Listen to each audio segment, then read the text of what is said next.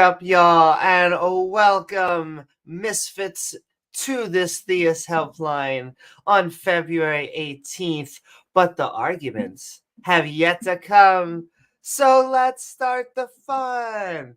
This is where music should be. Too much procrastination. Woohoo! I want to thank everyone out there for joining us on the intertubes. If you're feeling fancy or, just feeling daring, please don't forget to like, follow, or subscribe. I say it in my sleep. Please, YouTube, don't beat me anymore. Like, follow, subscribe.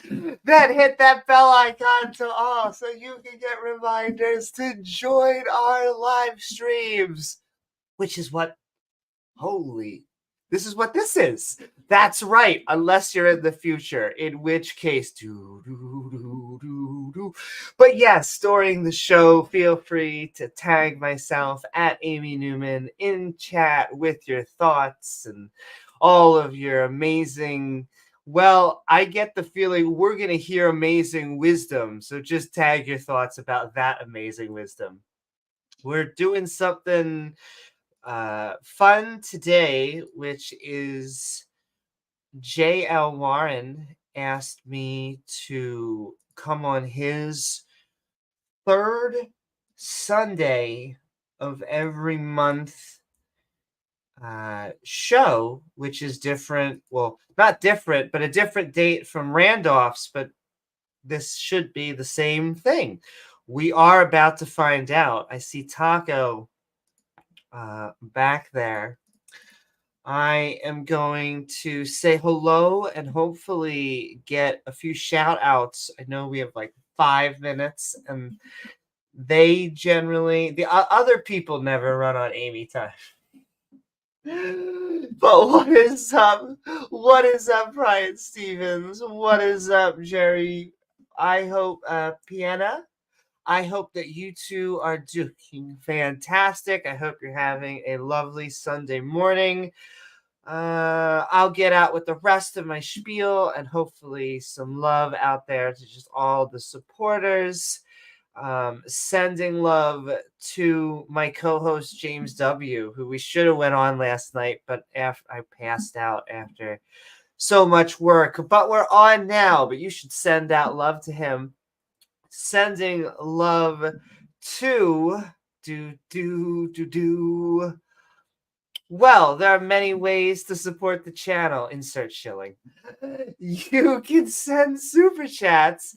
Super chats, I will not only read them out, I'll try and make sure that we deafen or mutant so I can make sure. But super thanks are in the future. Oh my God. Morty, I'm going into the... Wait, no. I'm getting my beams crossed. Anyway, sending so much love to them. Sending love to all of our channel members, which have been growing. Holy moly. Thank you to all of those that gifted. Thank you to all that have bought. We have a revolving badge system, which triggers creationists because nothing can evolve. If one thing evolves, evolution is true. Now, evolution tends to be biological evolution. That's really what we're talking about. But creationists try to make up all these other types of evolutions. There are other ways you can use evolution. Most of them are true. And so it always baffles me. They're like, look at this thing that's also true. Look at this thing that's also true. Hey, look at this thing that's also true. Should we even believe science? Yes. Yes, we should. Anyway...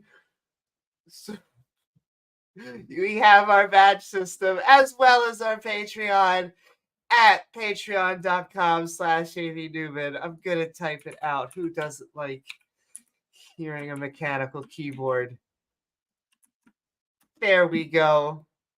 And all right, I'm going to quickly do just sending love out to Dale Pastel. We're looking for empirical evidence. Chris Disciple. We do have Christians, Muslims, and Jews that are skeptics in the community. Davegar. Sending love. The world is indeed round and old. Rachel Holen. Reminding you, we shouldn't grab slaves from the nations around you. We should just go to a club and, after consent, we can enslave a femboy. Also sending love to the amazing Rejos, reminding we have a skeptic Bible study. We just got back into it. Oh, was it an exciting chapter? Do we have to pour water on that desert? Sometimes, because other times they're killing people. That's exciting. Anyway, sending love to Rejos and sending love to Ian Davenport, reminding us that the apologetic arguments are crap. We're going to go find out because I'm going to go get in there. Hopefully not on Amy time. Here we go. Come on. Continue to say hi. I'll say hi to you. What's up, Blaster Master? What's up, Maya? Sending so much love. And let's see if I can screen share with sound. Boop.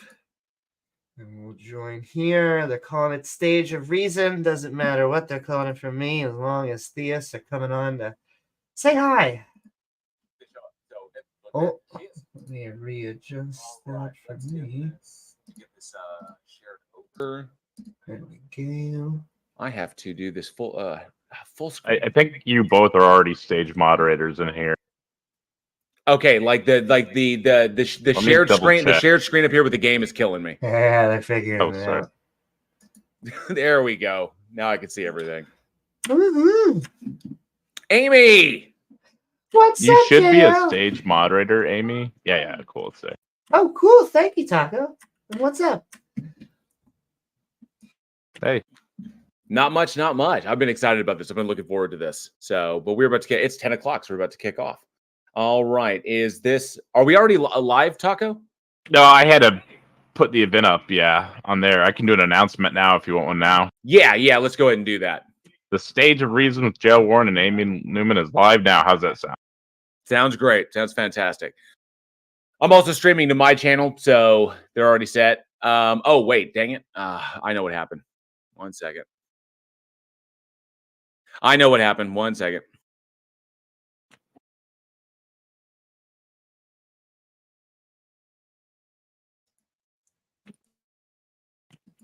I normally make the joke. I'll give you 2 seconds.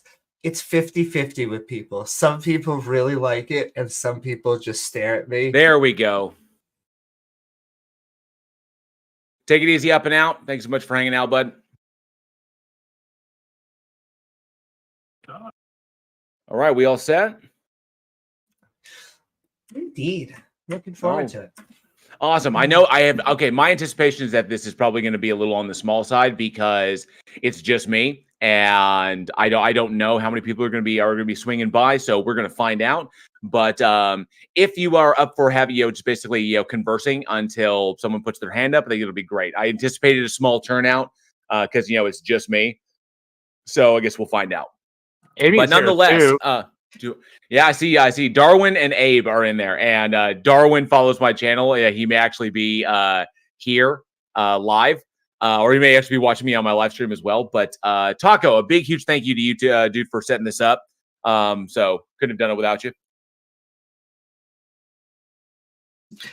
And Amy, think politics Discord, right? I'm just.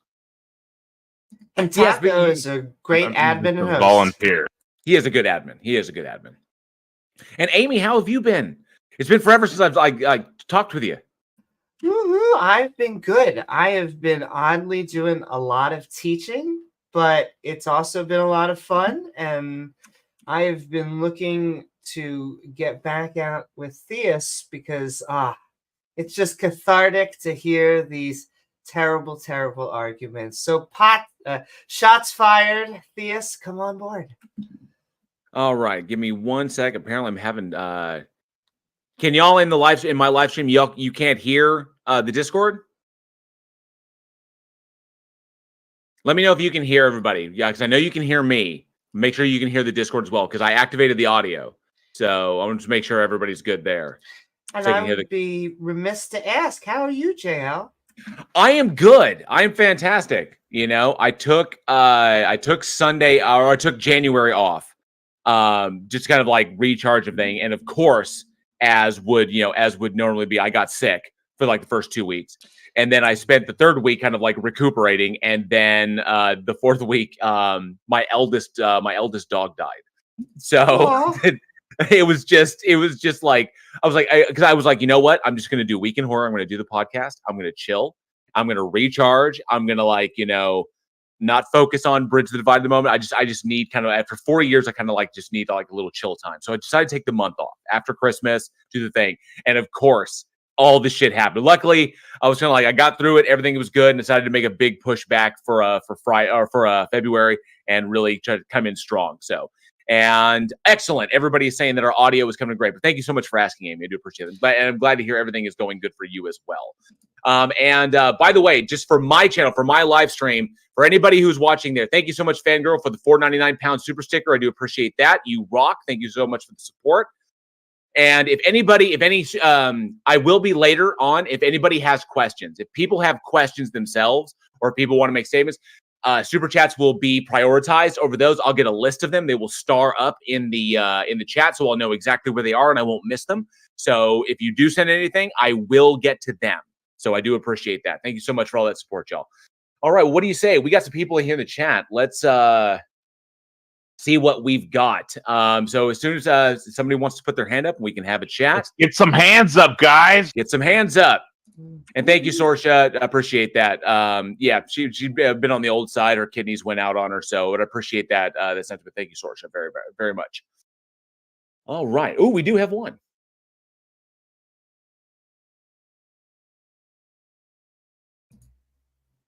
Welcome, A. Hello, can you hear me okay? We hear you good. Okay, thank you. What you got for us today? I had actually a question regarding what literature you would recommend for a philosophy or theism or whatever beginner, because I'm struggling to find good literature. Just on the field itself, or from specific philosophers? Just on the field itself. I'm not looking for anything particular.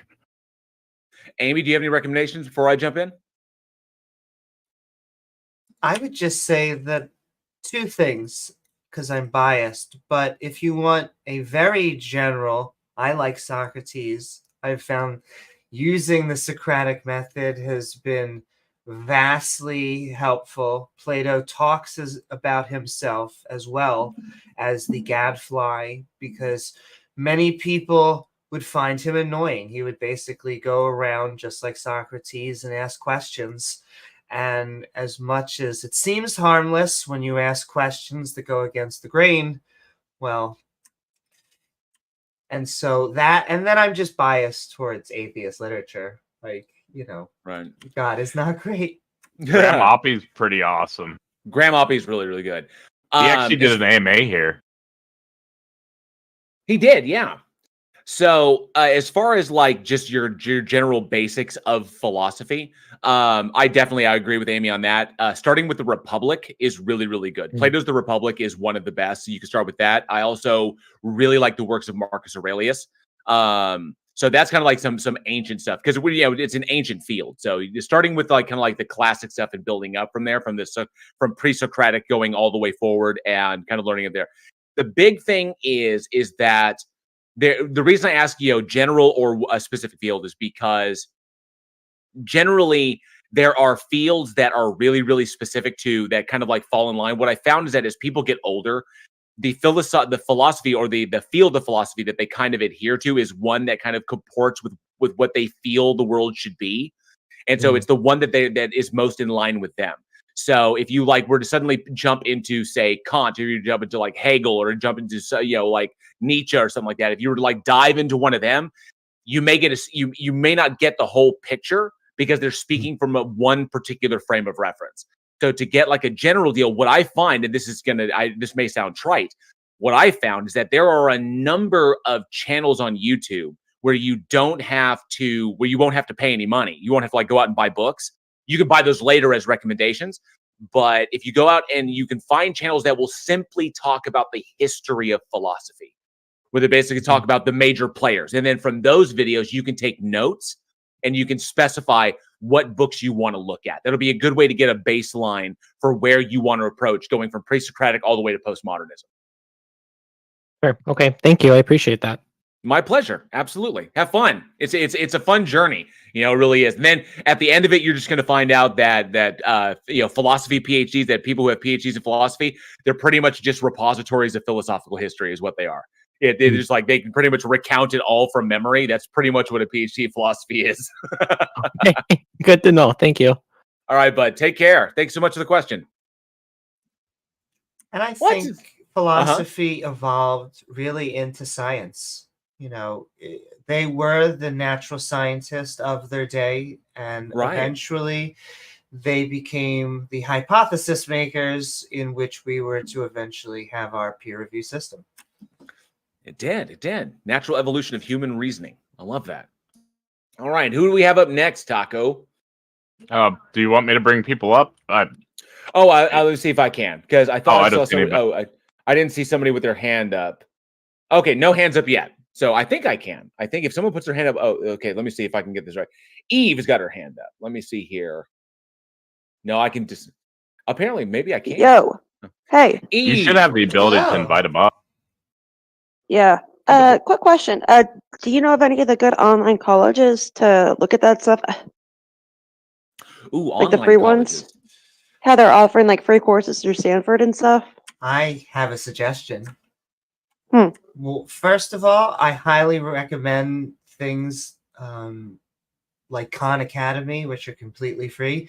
But I would also suggest looking into things like University of the People, who it comes from a background of Ivy League schools, which are trying to they call it tuition free. However, that means you have to pay about $100 a course. Nothing almost ever is truly free. However, in comparison to the normal school, which I would say can range from $300 a credit to $3,000 a credit, if not higher, it's way cheaper. And so, yeah, they're accredited, which is the most important thing you should care about when you're trying to get a degree.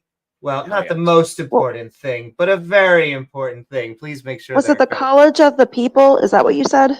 Yes, University of the People. University of the People. I've never heard of this. Thank you. I've actually never heard of it myself. University of the People. The dean has a wonderful TED Talk. That's how I learned about them. Let me see. Nice. Here. That's all I got. So I'll catch y'all later. University of the People online degree programs. So yeah, absolutely. So Eve, I know you just bounced out, but you can find them at uopeople.edu.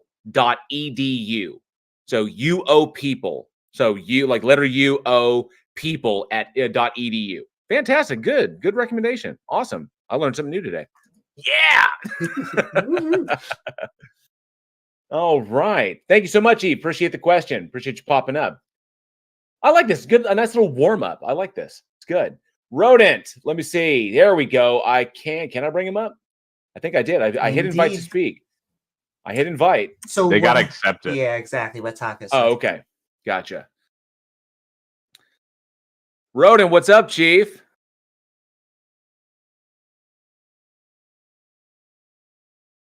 Make sure we can hear you. Oh, I'm on push to talk. I was going to give a recommendation for the person looking for literature. Perhaps start with the wiki page on philosophy in general. That'll give you a good overview on the subject in general, and then you can start researching specifics from there. Awesome. Absolutely. That'll also be good to get that nice baseline, a good base amount, and you can take notes from there. I have to agree, but give my warning, which is what I'll say. When you go on Wikipedia, because Wikipedia used to not be as good. We used to have that warning. However, Wikipedia over the years has slowly gotten better because of higher standards, especially on their citing.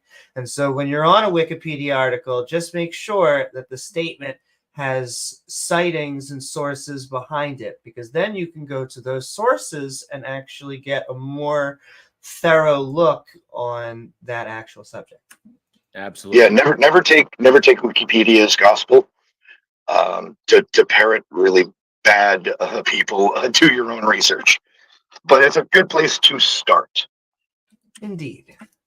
Absolutely. Thank you, Rodin. Appreciate that, bud. No problem. Have a good show. Thank you, bud. All right. Do we have any other hands up? Any other hands up? We are here to chat about whatever. It's kind of like the same stuff that we talked about that we would talk about on the other, previous stages. As a matter of fact, Amy is still doing those stages. Those stages are every first Sunday of the month is when they are holding those. The Amy, what is the official name of that now? Because I've seen it's changed a couple of times. Theist Helpline. Theist Helpline. Okay. So the Theist Helpline will be running every first Monday. Or every first Sunday of the month, and the stage of reason will be every third Sunday of the month. So,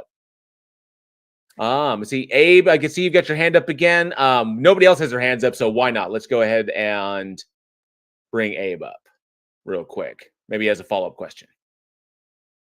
What can we do for you, bud? So I actually had a question about the idea of self-sacrifice, and I was curious on your opinions on whether or not that is something to be like it's a virtuous thing, whether it's a good thing, or self-sacrifice should be not thought of as such.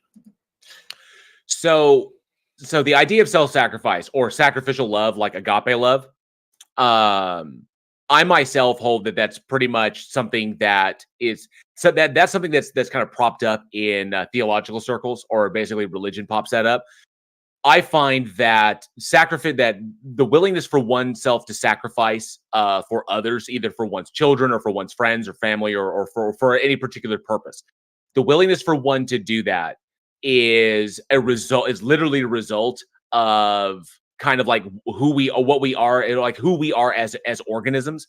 Is that the same kind of applies in the animal kingdom. The willingness for a parent animal, a parent organism, to sacrifice themselves for the survival of their offspring.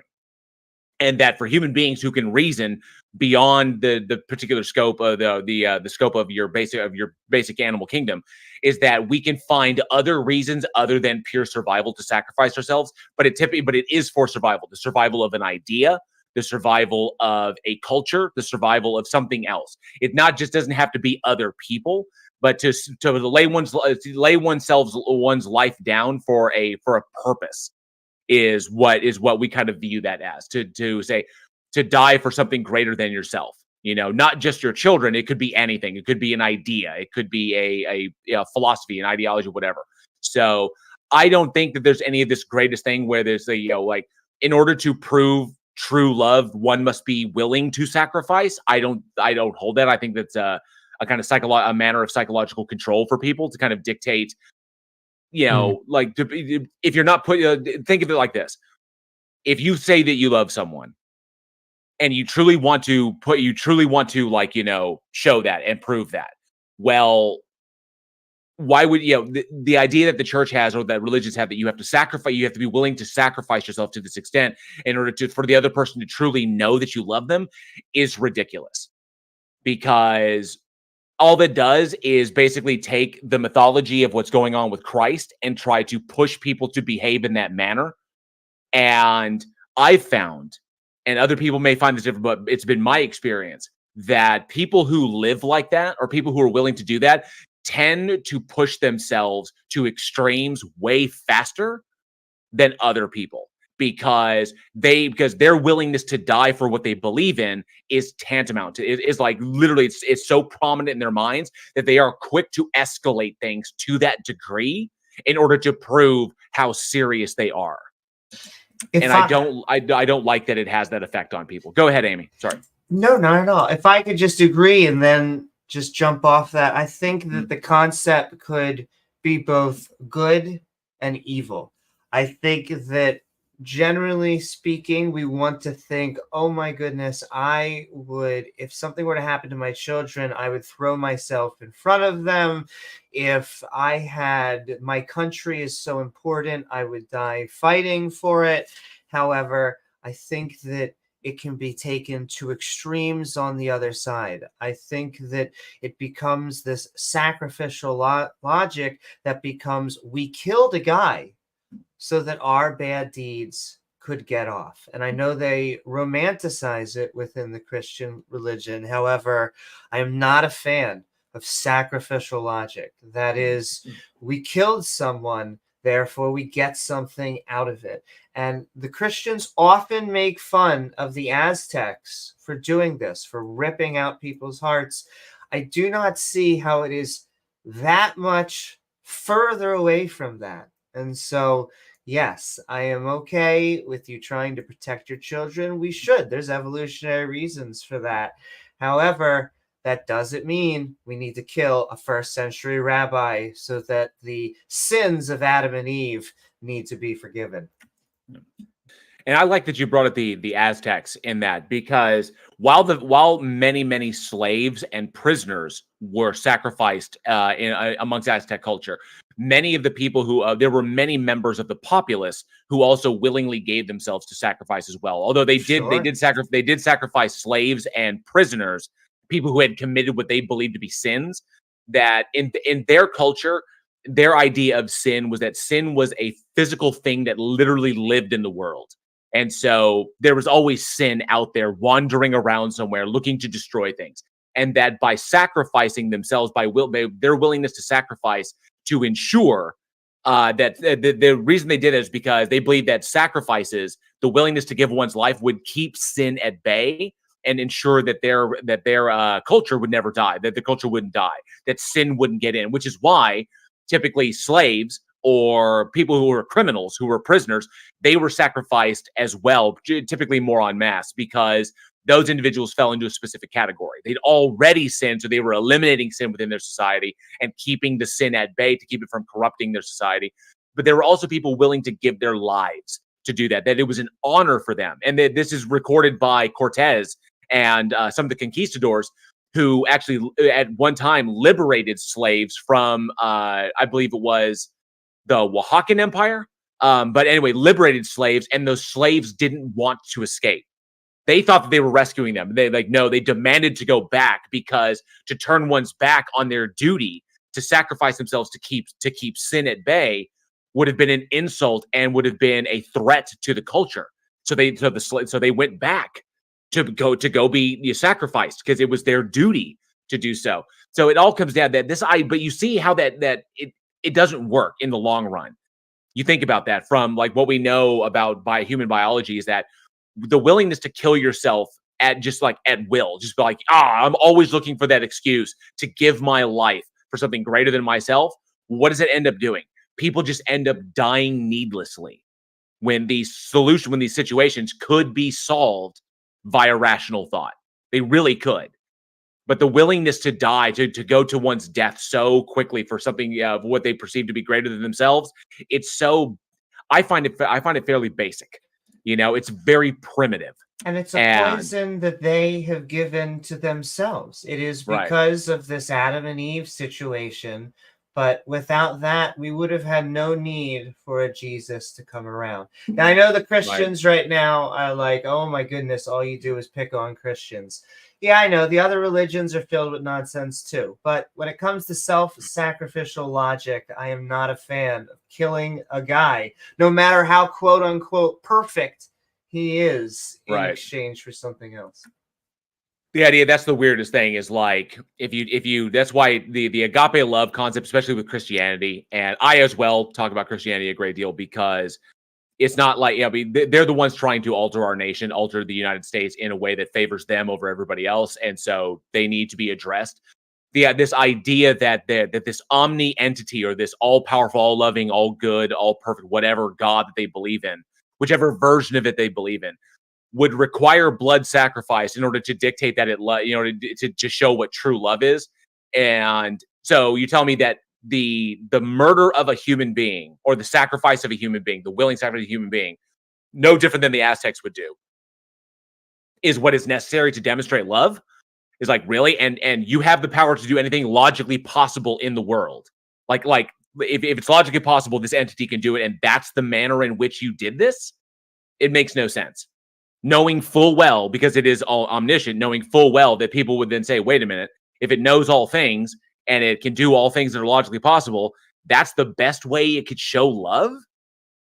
is like horrific bloody death. That doesn't make any. It's just ridiculous on its face. So I think that the idea of sacrificing is a thing that has come up, that is throughout the animal kingdom, the willingness to give one's life for something more important to you, something greater than yourself. That's something that has just come up by way of our survival mechanism, our defense mechanisms to keep our bloodlines alive. But that idea that was born out of the evolutionary necessity for survival has been twisted into a tool that can be used to control people, to control their minds and control their hearts.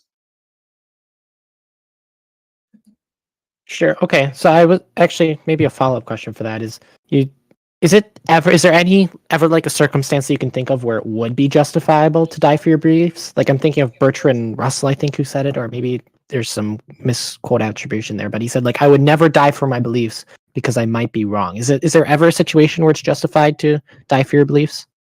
To die for beliefs,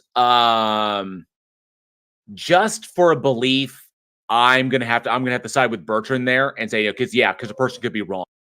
I would say that as far as like sacrificing for your children, for your offspring, or sacrificing because your sacrifice will assist in a greater goal. Like, for example, the sacrifice is made by the countries who fought against fascism during World War II. That is something that, or if someone were to invade your country, or someone were to break into your home, or whatever like that, these are understandable. But just to die for a belief, no, I have to side with Russell there. Amy may differ. What do you think, Amy? I think there can be good reasons to have self-sacrifice. I think that if I had children, I believe that I would probably have feelings where I'd want to protect them. I believe that, I teach children. I think that if there was, I hope this never happens, but if there was a shooting, I like to think that I would go out of my way to protect my children, to lock the door, to go into different circumstances because I'm the adult and the only one that can take measures to protect them. We have to separate it out from those types of self-sacrifice to what I think Jesus's sacrifice was. And Jesus's sacrifice, in my opinion, I think if we take a historical approach, was that he died. They didn't think he was going to die. They expected him to keep on living. Once he did die, there had to be some sort of reason, methodology, and there came the rising from the dead. And thus we now have our sacrifice and our miracle, because something seemed to happen. They at least that's what the historians, they all got impressed when he came back from the dead. But it just seems to be them retconning and dealing with the situation, which was, either he claimed or others claim that he was the King of the Jews, the Messiah, a political position, not a religious position, because if the Jews had killed them, they would have stoned him to death, as religious law says. But instead, they let the Romans handle it. And so the Romans said, all right, we'll kill him like we do with all of our other criminals. You want to see how we kill criminals? Watch. And so they crucified him, put him up next to two thieves. And so it is how history became mythology. And that was my other thing. The other thing within mythic structure, 2/3 of the way, generally speaking, you have some sort of death or really scary moment, come of your heart moment, and then you come back up a new person, able to be the master of both worlds. Yep. Happens in a lot of stories. And so it's all of those things together. Is self-sacrifice good? Sometimes, not always, and definitely not taken to the level that religion does. Yeah, agreed. I'm a little bit confused in this difference between like a belief and like something you seem to be citing more practical things like your students, for example, or your country. Can you explain how that, like the that distinction there between the belief and the nation or your students? Because I would think that those would be very similar. Well, you can have a belief in.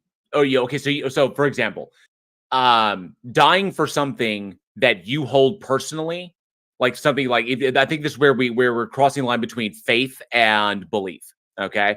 So like faith and knowledge, or however you like dissect that. So if you know that, like, for example, let's take I mean, I hate to go back to World War II but it's such a terrific example of so many different things. With World War II, you had Axis versus Allies, right? The Allies are fighting for one particular ideology, the Axis are fighting for another ideology. Now, the soldiers that fought in that, or the governments that waged that war, they can look at the fallout of a particular governmental regime, and they can say that if we hold that a certain thing is necessary, that you can, two different groups can hold things independently. They can hold them as what is most important. You know, civil right, the power of the people, or the power of the government itself, and say that. But we can look at the evidence as to where these ideologies lead. Like, well, what effect do they have long term? You know, what is that? And if we see that the effect of one overall is a negative for society at large, that it results in more death because that's the evidence of this system, because it values one thing greater than human life. The other one values human life greater than something else. So if you look at that, you can look at the evidence, and you can base your belief on what is best based on the evidence itself. So yeah, so I would say beliefs that have evidence that back them up. Dying for your country in order to stop the spread of an enemy, or dying for your family, or dying for your country because you've been invaded by an opposing force, or sacrifice yourself for your children because your children can carry on your legacy, and they can't defend themselves, so you're willing to die for them. These are all things that have evidence that come along with it that supports the positive outcome of your sacrifice. Simply dying for something because you believe it to be true, but you can't demonstrate it to be true. Like Bertrand said, like Russell said, dying for something, even though you absolutely could be wrong with no evidence to back up the possibility of you being right, just is silly. You know, I can see why it would be ridiculous in his mind. It's about, I think it comes down to understanding what you're dying for, to really understanding it. And unfortunately, not a lot of people give that much thought to it. Go ahead, Amy. Sorry. No, I was interrupting you. It's just that there's something that is also different from maybe your children or your country. The Christians, in my opinion, from my theological view, are making a deal. It's we kill him and then we get something. You don't understand. Our sins are gone. And I also see hands, so maybe we're pissing off Christians, hopefully. Come on. But to me, it has all sorts of problems. The sacrifice in and of itself is that 3 days in hell, and then he reigns as king in heaven forever. I don't know. A bad weekend versus forever. I feel like I'd take that deal. Hey, JL. Yeah. Do you think that it's likely that people dying for their beliefs would be more likely, or make the beliefs more likely true? No, not at all. The willingness for one person to die for something they believe in does not say anything as to the truth of that belief. All that is evidence of how deeply they believe it to be true. Yeah, I assume the Muslim bombers, or the ones that flew the planes into the towers, believed themselves very, very much. That doesn't change whether it's true. Oh yeah, they hijacked planes and flew them into the towers. Totally sacrificed themselves in the name of their religion. They absolutely believed that they were going to wake up in heaven with 72 virgins and whatever version they believed. It didn't happen. Obviously, they did what they did, but like I said, the strength of one's belief is not an indicator to the truth of one's belief. Not at all. There's no way to connect those two. All right, thank you. Thank you, Abe. All right, who do we have up next? I think Some Hobo has had their hand up for a minute. So let's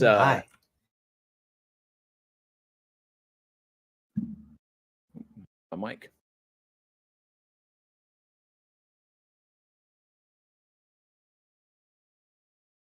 Some hobo, you got the invite up. There he is.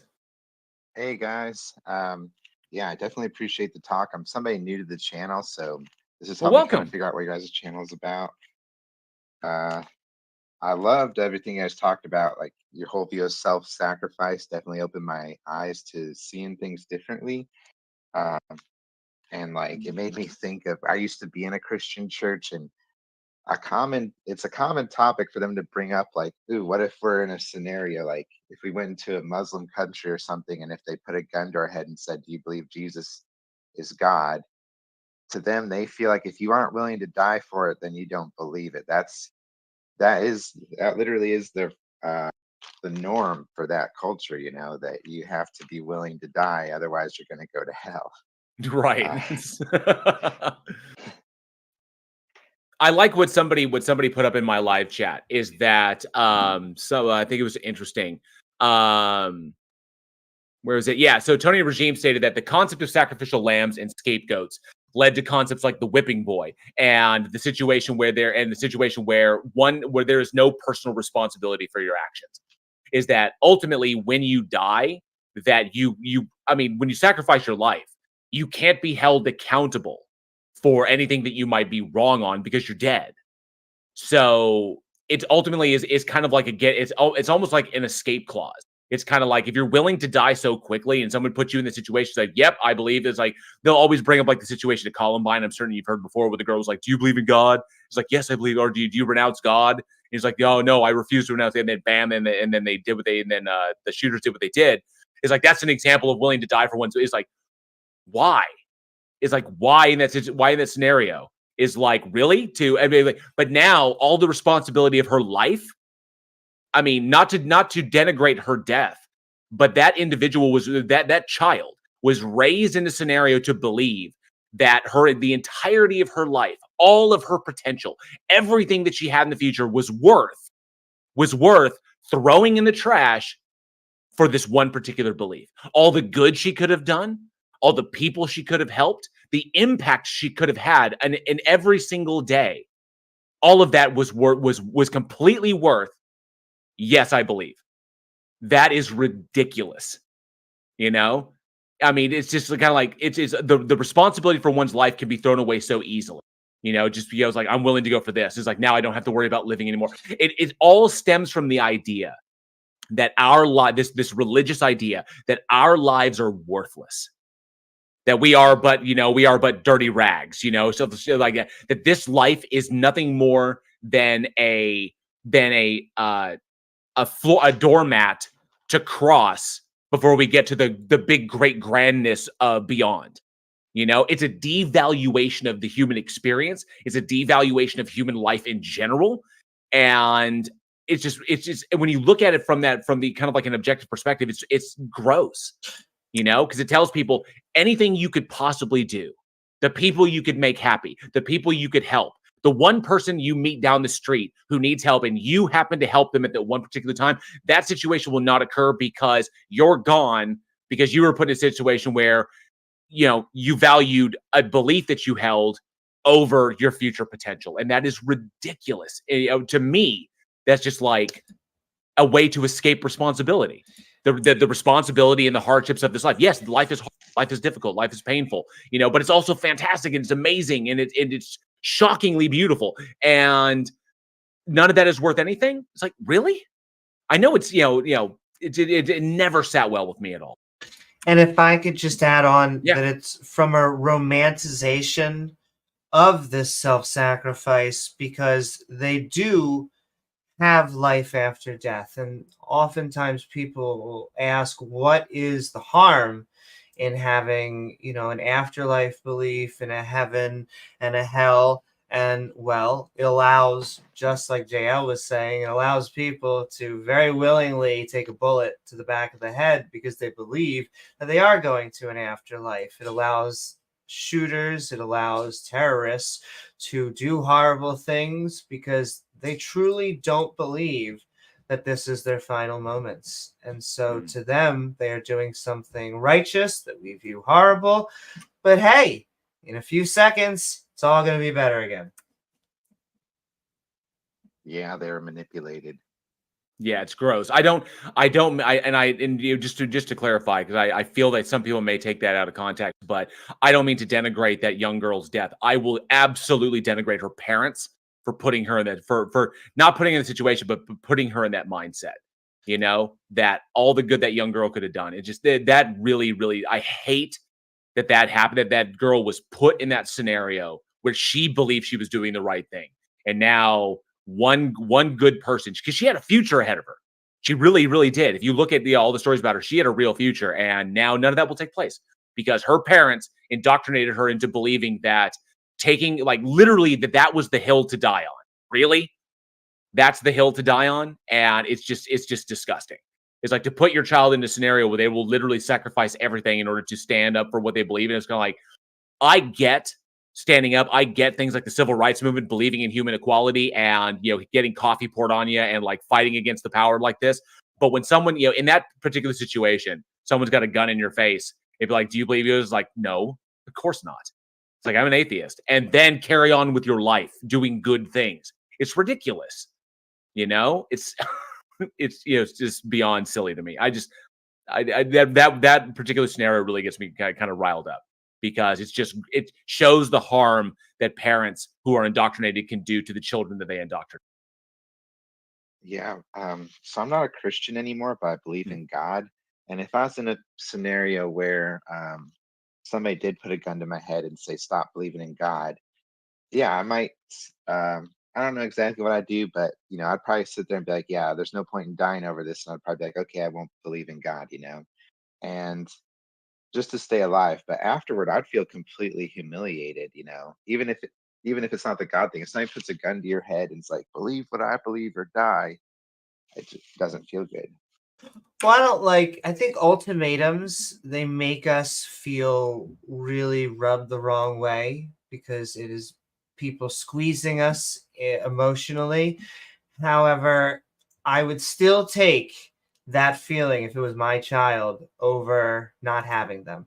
And I guess what JL is trying to push for is if they weren't really forced to think that, well, God is watching over them, and this decision really is the most important decision out there, then there would have been a different result. The idea is, in the way kind of like my dad raised me in that situation, is that, and obviously ultimatums don't work because ultimatums, they suck because it's a matter of power and control. Is that someone is exerting that level of control over your life, and human beings psychologically need to have control over themselves. So when someone squeezes you like that, that causes a great amount of pain, like psychological pain. That's the reason people react. Like, it's one reason why ultimatums are so brutal. In that particular situation, like my father raised me, when someone puts you in that scenario, no thing that my dad kind of conveyed this, in that nothing that you think is right is like, there's a difference between right and dead right. There's a difference. It's like, you choose what hills you want to die on. And I'm a bit hard headed, so it took me a long time to learn that lesson. And that was a hard lesson learned, is like, choose which hills you want to go out on. Someone in that situation, your life is what is most precious. Protect your life at all costs. If you're in a scenario, ultimately, if you're in that scenario, someone's got a gun to your head, okay? Their only choice is to pull a trigger or not pull a trigger. Your objective should be to try to get them to not pull the trigger. So give them whatever they want to not do it. And if you walk out of there and you walk away with your life, you have succeeded. Because ultimately, it really comes down to, it doesn't matter what you say. Because that young girl could have said, no, I don't believe in God. I renounce it. I don't believe it anymore. And that shooter still could have pulled the trigger and it wouldn't have mattered. So do whatever you can to stay alive is the whole point. One other thing, just to add on to that it's a terrible positive, but you want to stay alive because most likely those people aren't going to make it through this scenario themselves. And so, right. Let's get ourselves away from the shooter and protect the people we can. And yeah, it's a horrible. We are talking about horrible events.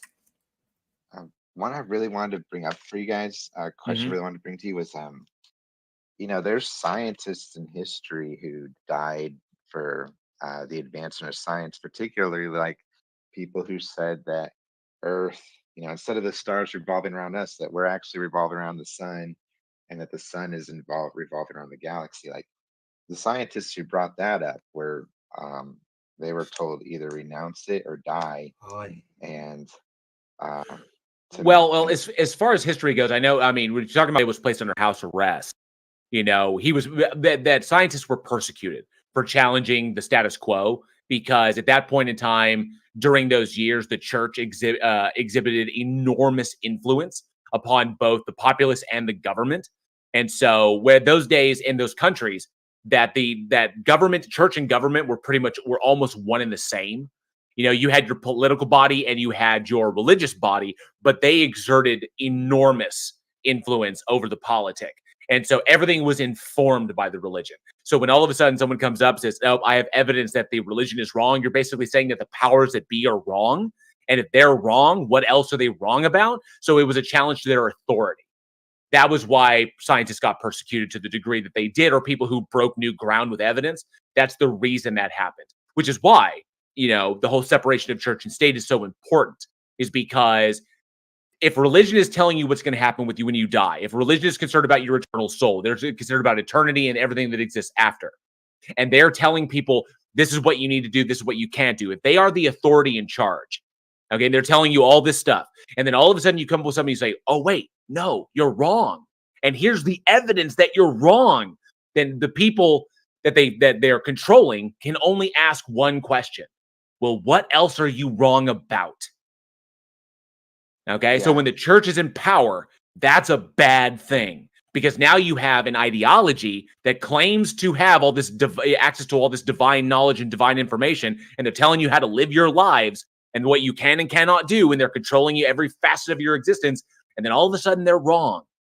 That destabilizes power strike. That the power balance becomes destabilized very quickly when all of a sudden the people rise up and say, "Wait a minute, if you were wrong about this very simple thing, how, it's possible you could be wrong about these huge giant things as well."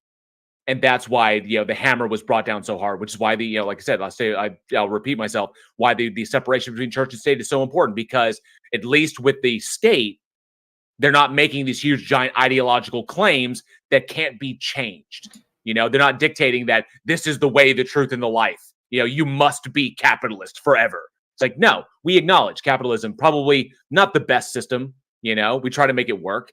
We're trying to find it out, but we're not going to claim that, that's the way it is forever. I think that's what's most important there. And but those people were persecuted because they had evidence, because demonstrably they were correct, and it was going against what the church was saying, what the church was putting out. So that was the literally is kind of like, hey, the power that be is wrong. Here's the information and the evidence. You can look for yourself and you can confirm it. And the church is like, whoa, whoa, whoa, whoa, whoa. That's kind of that unique scenario. Go ahead, Amy. I'm sorry. No, not at all. Just to bounce off that, so thousands of years ago, the Romans knew that the world was round. They had peer-reviewed it by using different natural philosophers. And so what ended up happening is the Dark Ages, or as I like to call it, the time when Christianity was in control, things started to go a little crazy, because now they're trying to figure out how many days is literally in 6 days and all sorts of things. And the other thing is, it's true that there has been bad science throughout history. However, the bad science tends to get knocked away by good science, because that is also how the peer review system. And so I think between religion and our peer review system, that is a way that we are able to verify scientists, by not listening to religion and by using peer review. Right.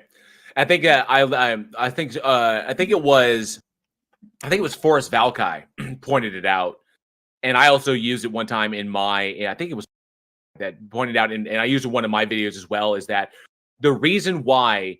While on the surface we can blend science and religion quite a bit, ultimately the two fields are incompatible, and they're incompatible because of the methodologies they use. the methodologies, the basically the process by which we arrive at what is true are completely different in both. They're incompatible. One is about, religion is about what you feel to be true. And science is about what can be demonstrated to likely to be true. What is most likely to be true by virtue of what we can demonstrate. And then religion is all about, this is true because you feel it to be true. Because those two fundamental methodologies don't mix. It's oil and water. That is why you really can't blend these two. I've heard a lot of people say, a lot of Christians, a lot of Muslims as well, will say that science and religion, they mix so perfectly, you know, like science is evidence of God's, you know, God's majesty or whatever, or God's creation. It's like, no, because how you're coming to that conclusion requires that ultimate assumption that this entity exists. You're basically,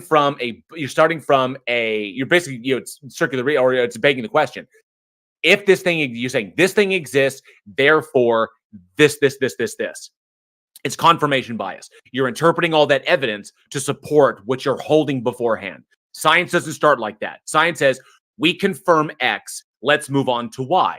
Now we've confirmed Y corresponds with X, now let's move to Z. And then we constantly adjust, which is why science moves so slowly. Because all of a sudden we get to Z, and Z confirms Y, but it doesn't confirm X. We have a weird thing here. Let's go back to X, reformulate, start again, and that's why science takes forever. That's why it takes time, and it's kind of like, oh, dang, because we have to make sure our ducks are in line, you know, and that takes work, and it takes the boring part of science, you know, because a lot of people just like to watch science as, you know, they like to look at science's ass as it walks by. Ooh, look at that. But what it takes to get there is oftentimes just, you know, a guy sitting in a laboratory or a guy sitting behind a desk crunching numbers and mixing stuff, and it takes forever to get there. And so that's the whole big difference there. It's like religion is like right now. Religion serves the id, you know, to speak, you know, Freudian kind of like that. It serves to the right now, whereas, you know, science speaks to the superego. It's kind of like this is what we can know. You know, which I always think, you know, religion's always about the right now. Oh, I want it now. So it serves two fundamentally different purposes. And when they're at cross odds, you know, if the religion's in power, then those who are seeking truth or those who are really going for truth are going to be the ones first on the chopping block.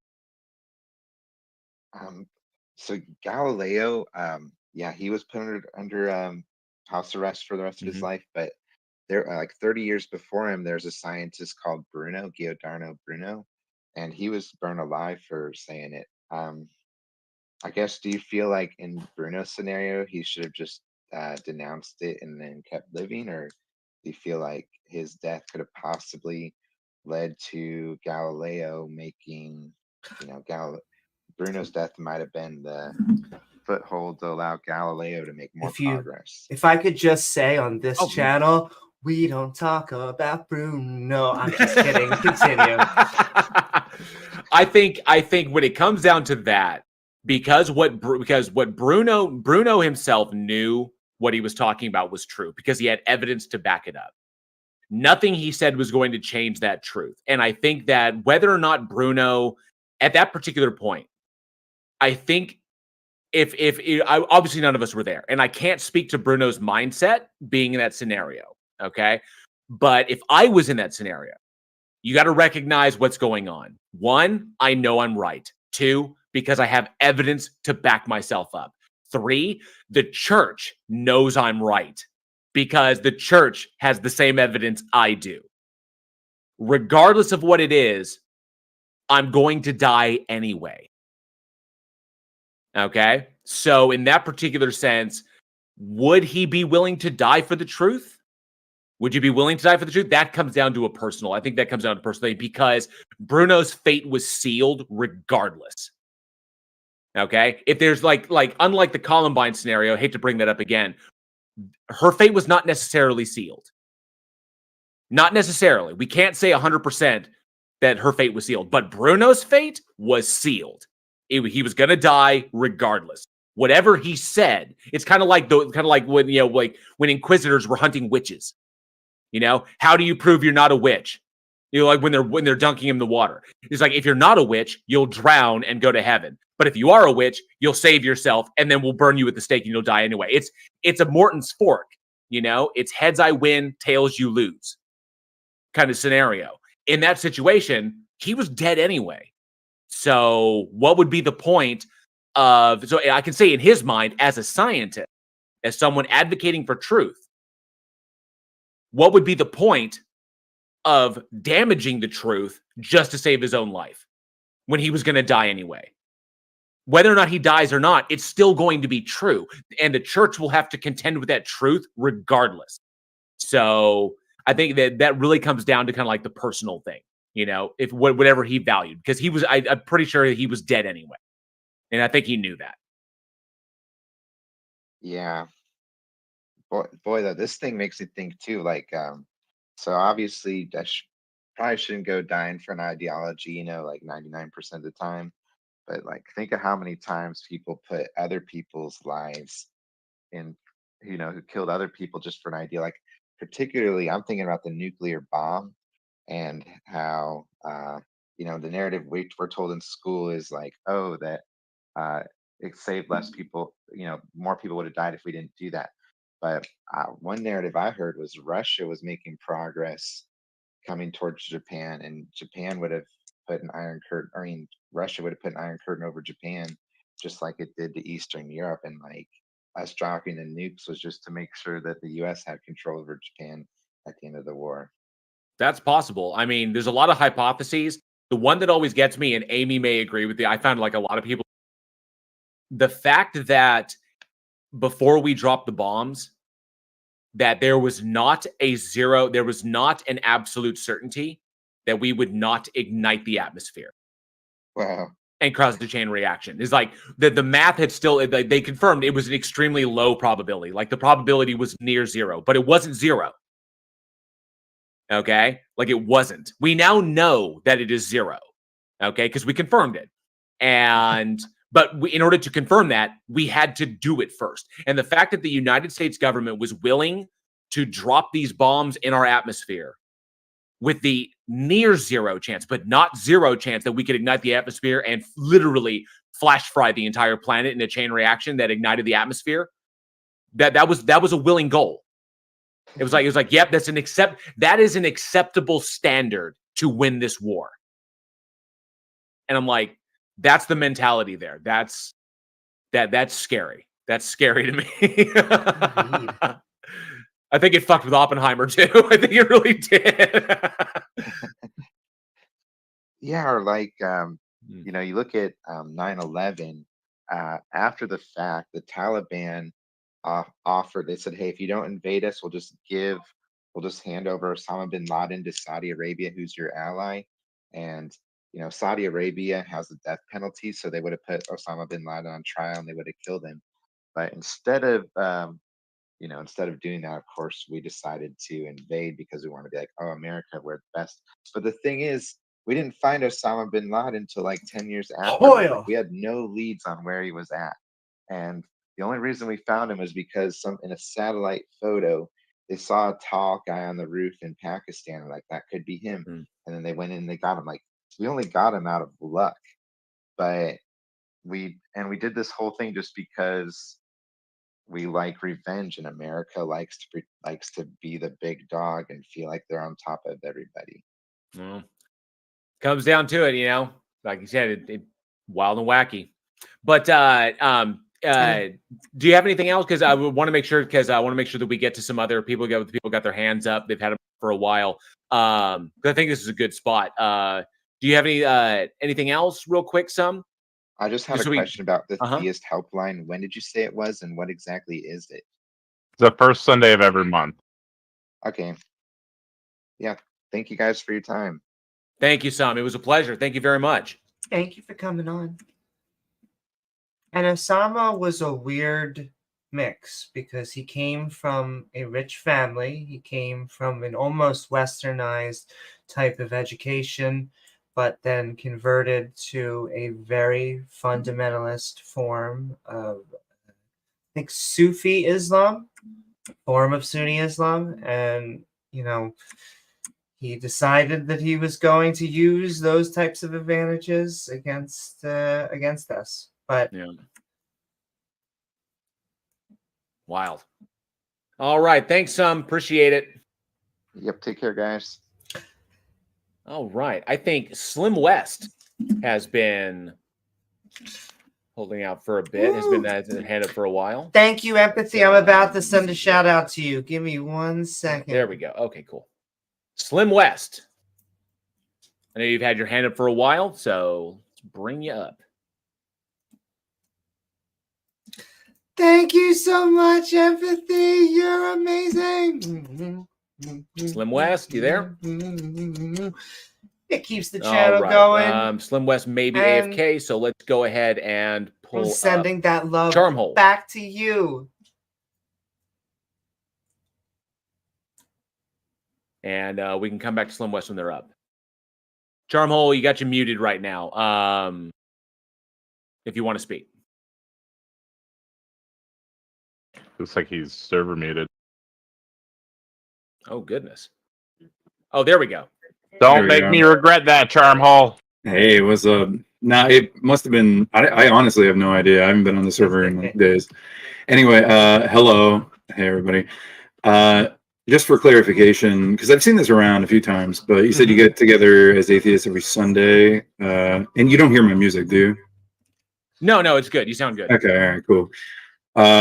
So you self-proclaimed atheists, and you seem to be talking a lot about, like, or at least what I've seen is nitpicking religion. Have you thought about trying to homogenize atheism? Like, say, I think, because I've gone through the motions. I grew up Protestant, became atheist, or, internet atheist at least, and then just as an excuse to sin a whole bunch. And now I'm coming back around now that I've been reading numerology, Hegel, the Luz, Engels.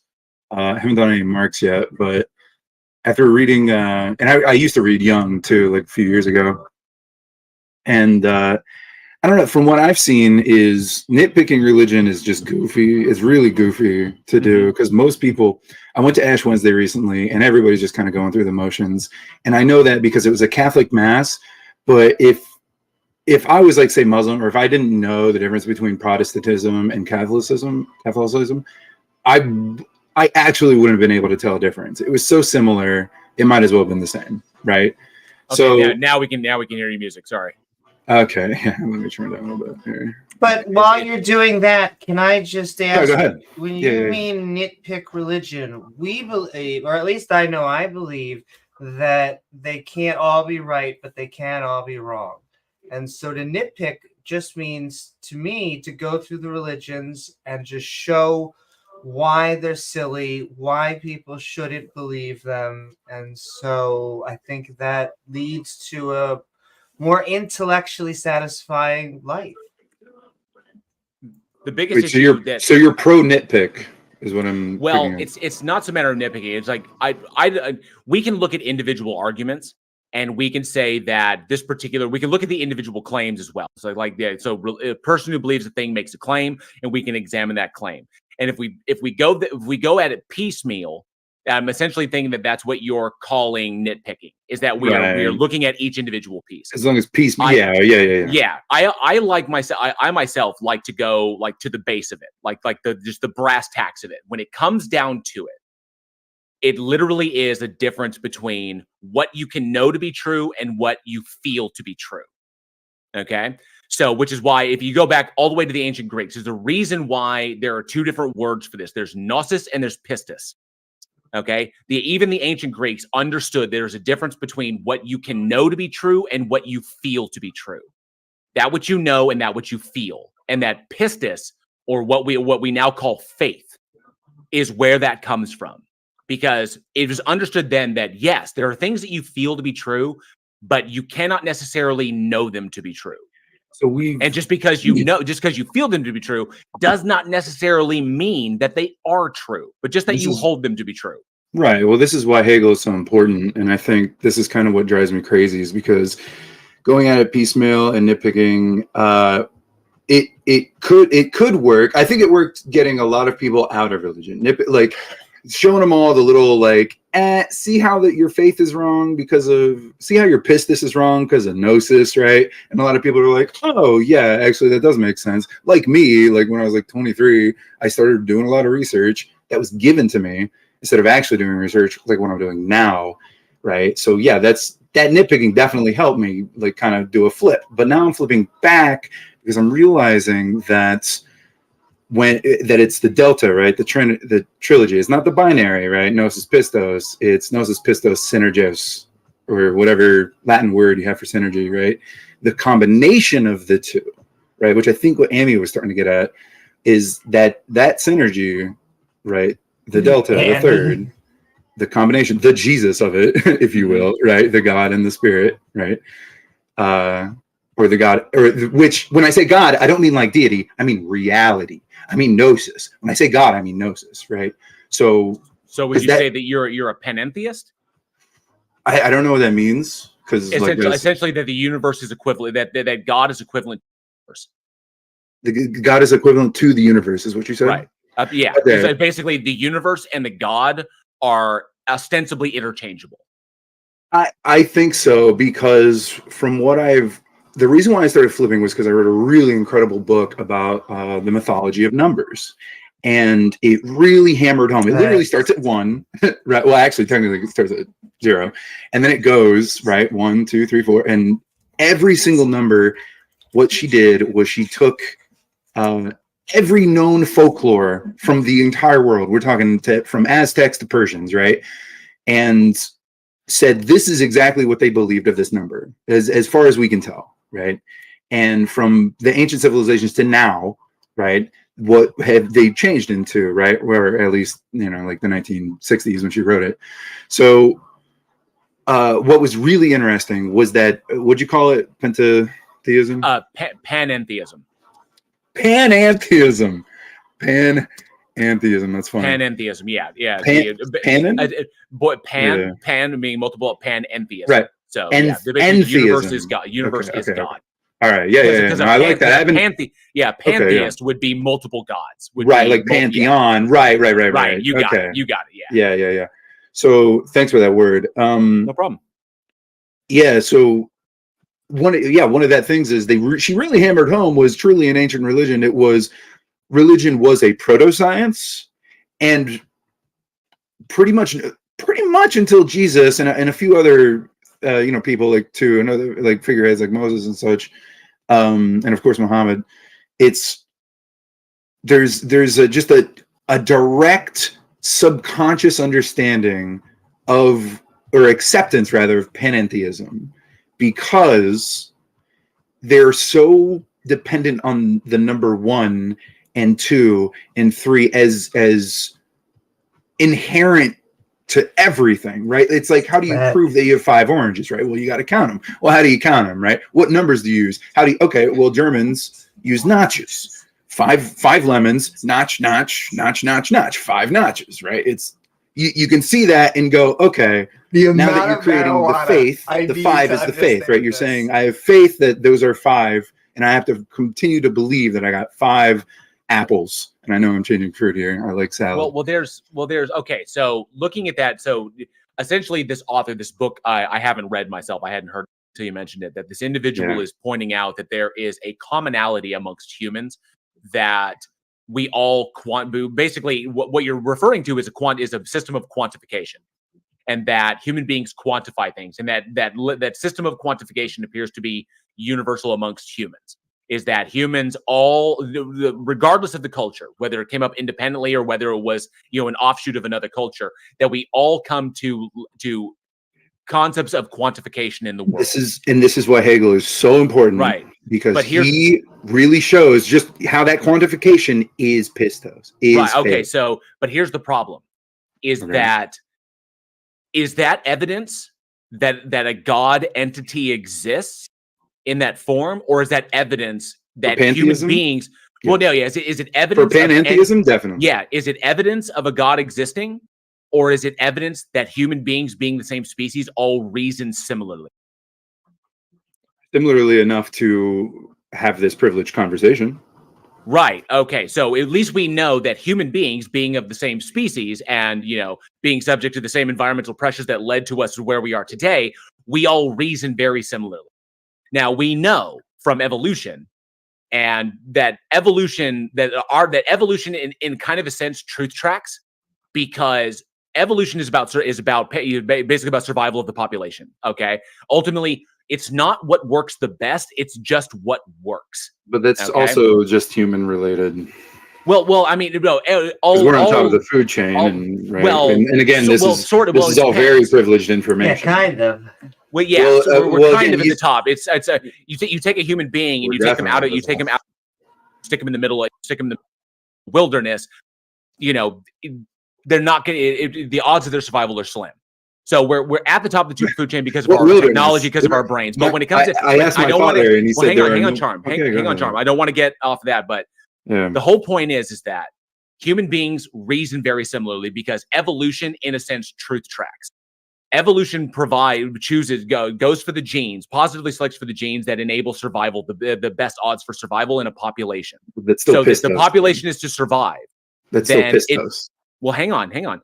For the population to survive, okay, those individuals are able, to survive. You need to be able to navigate your environment correctly, or coherently speaking. Can I ask one question? Yeah, go ahead, Amy. Just because it annoys me. I know it is a tangent, and that's what they normally want. But if you were in the water and it was you versus the shark, who do you think would win? I'd punch a shark in the nose. I'd win. Really? Come on. Yeah, or if he was really big, I would guide him away from me. Oh, okay. They're incredibly fast. If I know it's coming, because do you know how sharks work? They're incredibly fast. I mean, if you want to ask a goofy or a metaphor, okay, I don't know, right? It seems like you guys are trying to prove evolution and disprove God or something. No. I want to get back to the foundation. Charm. I'm trying to get there. Yeah. So the whole point is that we know that it's what we can know. Evolution is true. Evolution is demonstrable. We know it to be true. That evolution, in a sense, truth tracks. Those individuals that can navigate their environment more successfully than other individuals have a greater likelihood of passing on their genes. Okay. So those individuals who can coherently navigate their environments have better survival chances. Okay, so all right. So those who can, hang on. So those who cannot are the ones that die off. All right. Sure. So we know that human beings, by virtue of evolution, by virtue that we are the same species, all reason very similarly because those are the genes that were positively selected by nature in order to continue moving on. All right. Now, it doesn't always work out 100% because it's not perfect, because evolution doesn't go for what works best. It just goes for what works. Okay. So whatever happens to get you to the next generation is what works. And so there we have it. That's all the evidence we have. That human beings reason similarly, so we understand that humans culturally will come up with similar ideas that are informed by their experiences and their collective environments that may have similarities but are not identical. Okay, or offshoot ones where you have one group leaving a mother group. A parent group, like you have an offshoot, like a daughter group leaving a parent group and moving to another area and coming up with new ideas on their own that have trace connections to the previous culture. Okay. Or you have the Mesoamericans coming up differently, but there's similarities there. But that's only because human beings reason similarly because we all evolved the same way in the same population. There's not evidence to link to anything extant or anything that exists outside of reality. Okay. Or anything that is metaphysically true about reality, okay, or even justification to call the universe a god. But we do. Hegel figured it out. No, that's what I'm saying. You haven't talked about him at all. I brought up. We do, but it's not justified. So we do, but it's not justified. How isn't it? One, you just justified your own synthesis, your own panentheism is evolution.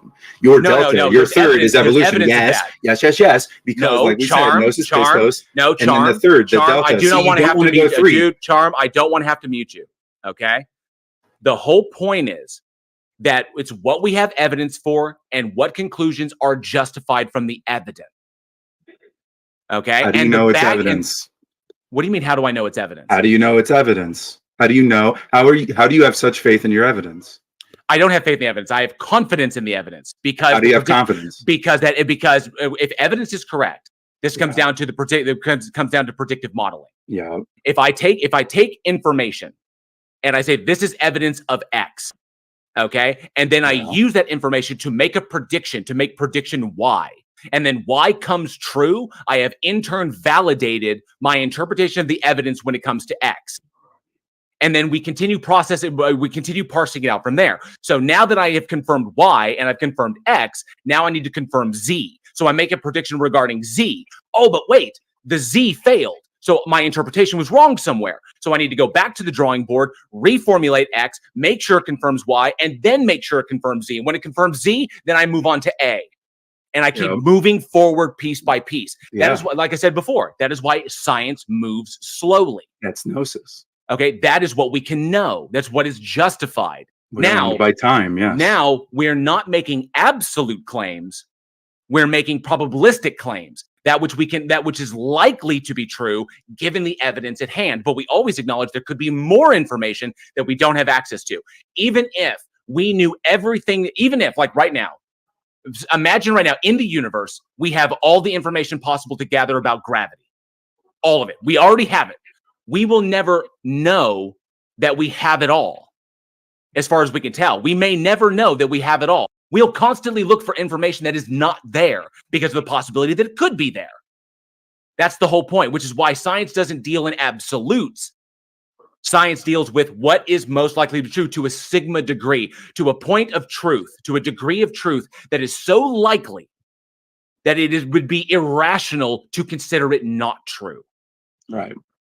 That's the whole point. It's really when it comes down to the aspects of faith and putting these labels on this, it's not about what is really true.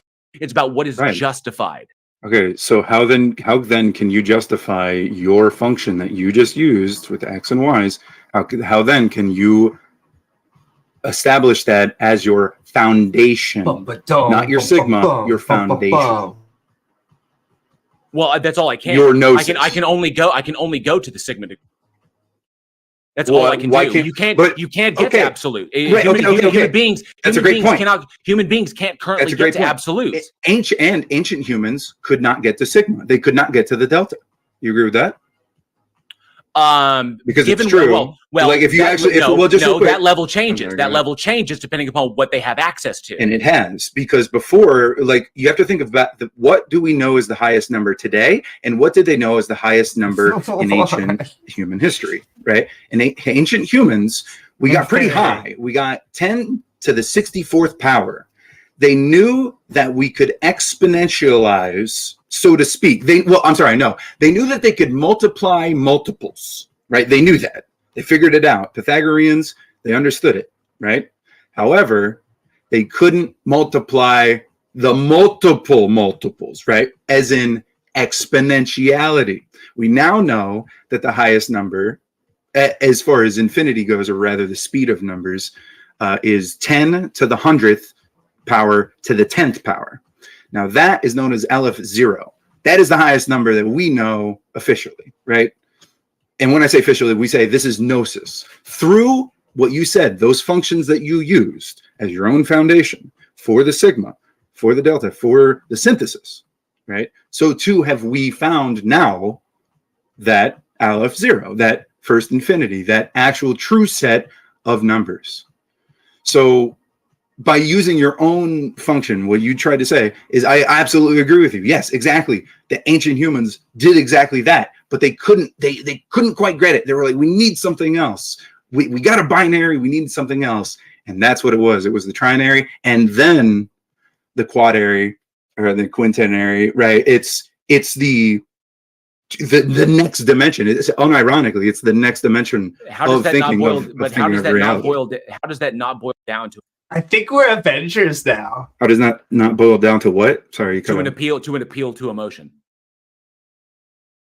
We feel that we need something more, so we invent something to fill that gap. We invent because we invented and then we grew upon that invention. But did we continue to? But did it give us anything new and new it predicted it? Yes. No. It's predicted the universe, and the universe continues to be proven true time and time and time and time again. But dude, does the concept, or not? I'm Concept saying of that reality. what my conclusion is that the unification idea that you're coming up with is nothing more than humans recognizing that we all reason similarly. That's it. In the confines of our reality, of our observed reality. Okay, Yes, but that does not exactly. indicate that doesn't indicate that anything is a god. It doesn't indicate that the baggage that comes along with the god claim is justified, and it doesn't indicate that anything exists outside of this reality dictating anything with any kind of agential intentionality. Do you That's the believe there whole is? point. Do you believe No. there is something outside of our reality? Well, no, because there technically can't be anything outside the universe. So then you admit this is our. How do you know that? And two, so this is our only universe? Okay, so like I said, as far as we know, given the evidence, this is why you have to actively listen. When I said we can know it to a degree, given the evidence at hand, we have evidence of one universe. Okay, the way we define that the human universe, right? We have it's the universe that humans exist in. Humans are a natural function of the universe. But you've only used human knowledge. You've never used alien knowledge to understand this. Give me another knowledge to use. Well, but we don't have access to one. Okay, so using human knowledge, doesn't mean that I'm going to assume I can only work that are available. So why is my human knowledge not enough, but your human knowledge is enough? I don't get that. Because we can also indicate what is currently justified. We can look at justification. What is justified? Are you justified in making a particular claim given the evidence that we have? That's the whole point. That's why I said it's not really about demonstrating what is true when it comes to these claims. It's about demonstrating what is justified and what is not justified. Are you justified in saying that this claim is true? Are you justified in holding this thing? Or is it an irrational thing that you hold simply because you feel it to be true because it fills some gap within your reasoning? How is justice not what you feel? How do you know your justice is so just? Because my feelings don't weigh into it. Because I want to know you truth. Are outside of yourself? Is that what you're saying? No. I divest myself. I divest my feelings from what is true because that which is true, because my feelings have no bearing on that which is true. So if we discover something to be true, regardless of how there's like, holy crap, no matter how I feel, it doesn't matter. That is what is true. But if I could just... Okay, I'm going to let Amy jump here because I've been going for Yeah, go ahead. Well, just to jump off what JL was saying, the reason that we are able to detach our feelings when it comes to science is because of the peer review system, because it's people trying to prove each other wrong. And thus, when they are unable to, we tend to look at it as a working model. Yeah. Yes, I agree. Absolutely. And back to I'm sorry, Amy. I just have to agree with you. I don't have much to add on to that. No, well, I guess I just want to ask again. You said that you were flipping. Even as I have gotten older, I would say my anti-theism has gotten stronger. So I guess I want to know, even though I still love my theist brothers and sisters, but why? Why do you seem closer? Easy. Have you read Hegel? I have only read really an elementary level. I don't really know. Yeah. So he's got this book called Phenomenology of Spirit, where he attempts to logistically, wholly and truly, through language, to prove not just reality, but the history, our history, right? How can we look back at history and know it truly, right? And trust me, this guy, he knew Greek, he knew Latin, early 1800s.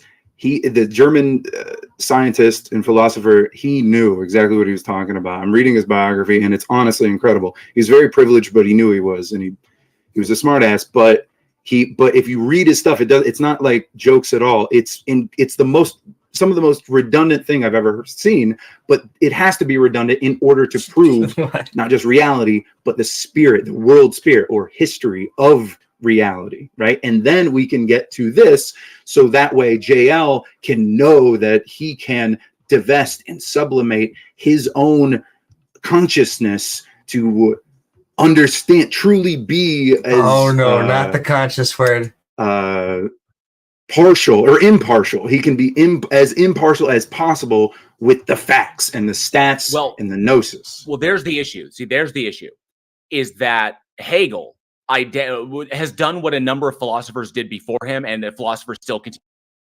There is a point break in human reasoning that currently we cannot get past.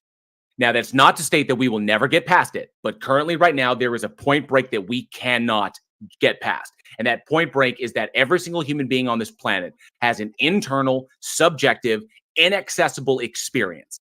Okay? Because that's all we have is an internal, subjective, inaccessible experience. It's solely our own. The objective is to determine what is true. That means that we must come together and we have to basically compare notes. We have to compare notes about that which we perceive to be comporting with reality, that which corresponds with reality, and the ability to ask questions. This comes down to philosophy of truth and everything. Hegel was identifying that point break. He identified that point break. He wasn't the first one to do it, and he certainly was not the last. Everyone can basically come down to it. At a sense, at the brass tacks of it, every worldview is going to get hung on a horn of the trilemma. You can't avoid it. It's going to come down to this because of that point break. That's a question that we cannot currently answer. Okay? So how do you jump that gap? So far, philosophically, the only way that human beings can jump that gap is by invoking something that breaks that definitionally bridges that gap. And that thing has been called God for thousands of years. That which serves the function of basically bridging the gap between probabilistic knowledge and absolute knowledge. How can we know a thing to be absolutely true? Reality, we can't currently. We currently cannot.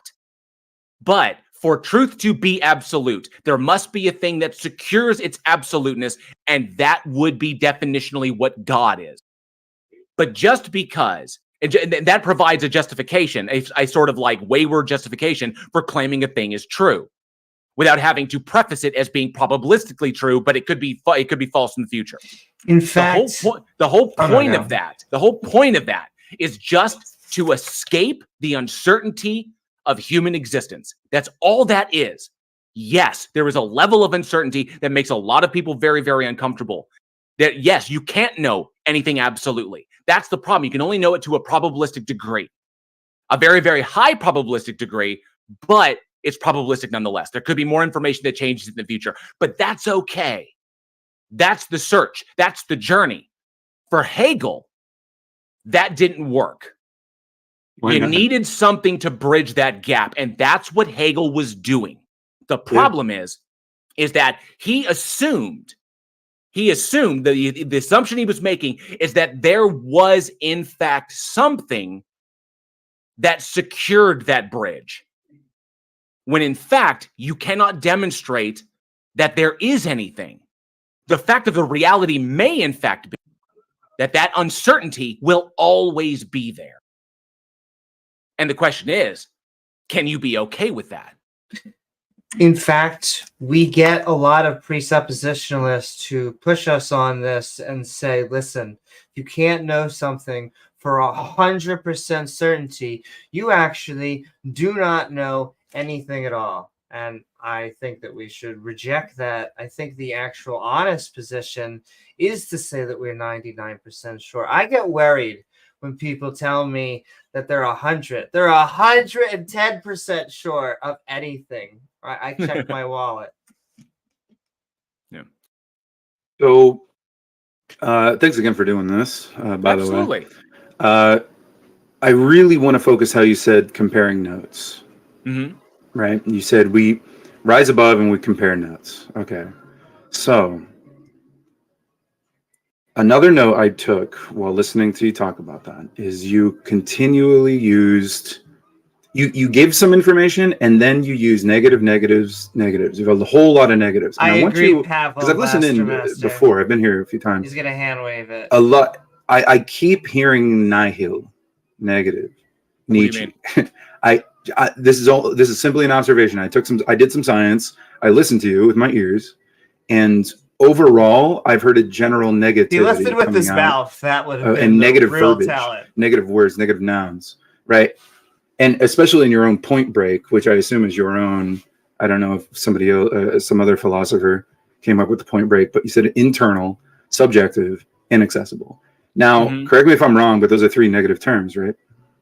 No, they're descriptors. They're descriptors. Well, inaccessible certainly is. It's internal. No, it just right. means it can't Well, be no, accessed. instead of internal, No, it's internal, cannot- right? So no, it's in. No, it's internal. How do you know not this? external. Right. Internal meaning it's in my mind. Yeah, It's so in my and mind. zero Fine. is Okay, also so it's negative. internal. Right. It's not external. It's internal. Mhm. Just means it's in my own mind. Okay. Inaccessible just means it's not accessible by other people. Okay. Okay, So- I'm the only one that can. I'm the only one that can access my mind. You're not, the only though. one that can access your mind. You're not though, because we have Really? this thing called talking and listening. No. And comparing but notes. That's true. But And we can do that. comparing No, we notes. can do If that. you but were my- saying no, we can't stop, do that, charm, then why compare notes? Go charm, ahead. stop. Yeah, no, go Charm, ahead. Yeah, stop. go ahead. You cannot access my internal subjective experience. What I am experiencing in a moment, you don't have access to. I can articulate that experience Okay. to you. Yeah. Okay. But my articulation of that experience says nothing to the truth of that experience, to the absolute truth or to the truth of that experience. And there's the possibility that I could be articulating it incorrectly, which is why we compare notes, which is why we have bodies of people that come together to find the common ground. It's about the experience. Okay. It's inaccessible. I'm the only one that can access it. You cannot access it. It is internal. It's happening within my brain, within my mind. And it is subjective, meaning it is mind dependent. My experience is dependent upon my mind to have an experience, to experience things. You are not experiencing what I am experiencing. Therefore, it is subjective to me. Okay. That's all it is. These are not Speaking would be negatives. external. Yeah. Yeah. Okay, so let me use your science. So according to my subjective, internal, and inaccessibleness, I am fairly certain, I'm about 98% sure about your external, objective access, right? This is why we compare notes. We are currently comparing notes. And again, I've learned something like objective. Do we have a experience of the objective? They always You get don't offended, have but no, it wouldn't. an Not experience at all, of Brian. my internal subjectiveness. Right. Exactly. Right. Okay. But do we know Exactly. So that then we the are, opposite. but Yeah. by Chances virtue are of that, do we know that we are experiencing objective reality? University. Well, basement. are we having a conversation? Well, we are having a conversation about what So we are. about what we perceive to be reality. But that does not mean that what we are experiencing is objective reality. So we I are hold to the- comparing I hold notes. to the I hold to the position Okay. that human beings, by virtue of our biology, by virtue of our evolution, by where we are right now, that human beings do not have access to the absolute or the objective. That we don't have access to it. That I do believe that it exists, that an objective reality does exist, but human beings, by virtue of that subjective experience, don't have access to it. And the reason for that is because frame of reference. Okay, you take two people looking at the same phenomena from two different angles, they'll both come away with two separate experiences. Which is why They we have both saw the same mathematics, thing, yes. but two different things. Frame of reference means everything. Which is why we have mathematics, because that allows us through functions to understand exactly how it can be both at the same time. As far as we have, given the evidence that we have currently have access. This is why the yes. equal sign is so powerful, because it is universal. The equal sign is truly universal. It's quite an incredible symbol. If you really think about it, 2 dashes, what does that mean, right? Truly. Like actually, what does it mean, right? Well, it means a connection, obvious, of some kind, right? It means that, well, so let's break it down, equal to. So you at least 98%, according as far as my subjective internalness, I'm saying, and I'm attempting to let you know, right, that it seems like you are admitting we are having a conversation, and many conversations have taken place in order for us to get here. And you seem excited to know the next one. So if we can then be 98% sure of reality, of gnosis, why focus on the negative and attempting to disprove it, right? rather than setting a new foundation, getting to the next level, and then becoming nihil, and then stress testing it, so to speak, right? Which again, this is why I love science, because it stress tests it. Yes, it is filled with negatives, because you're trying to say, no, you need to prove a positive, and it's very hard to do. It is very tough to do, but we've done it, and we've gotten very far. I think you meant prove a negative. Prove a negative, prove a positive. That, there's false negatives, there's proof positives. This is why the queer community is so strong today. Truly, I believe this, because a lot of them are coders, and when you code, you understand very quickly through logic gates that sometimes yes doesn't just mean no, it means no and yes, but then no, right? It flips. There's a lot of flips and switches. These are inherent to higher numbers, and not just numbers, but symbols in between those numbers. I knew it was it's very important. So if I just want to leave here today with somebody to be a little wiser, focus on the numbers. Focus on how we know these numbers to be true, right? How is 1 1? How is 2 2? Right? From what I've read is that they're mostly not just Babylonian, but more Indian. And when I say Indian, I mean Asian Indian, right?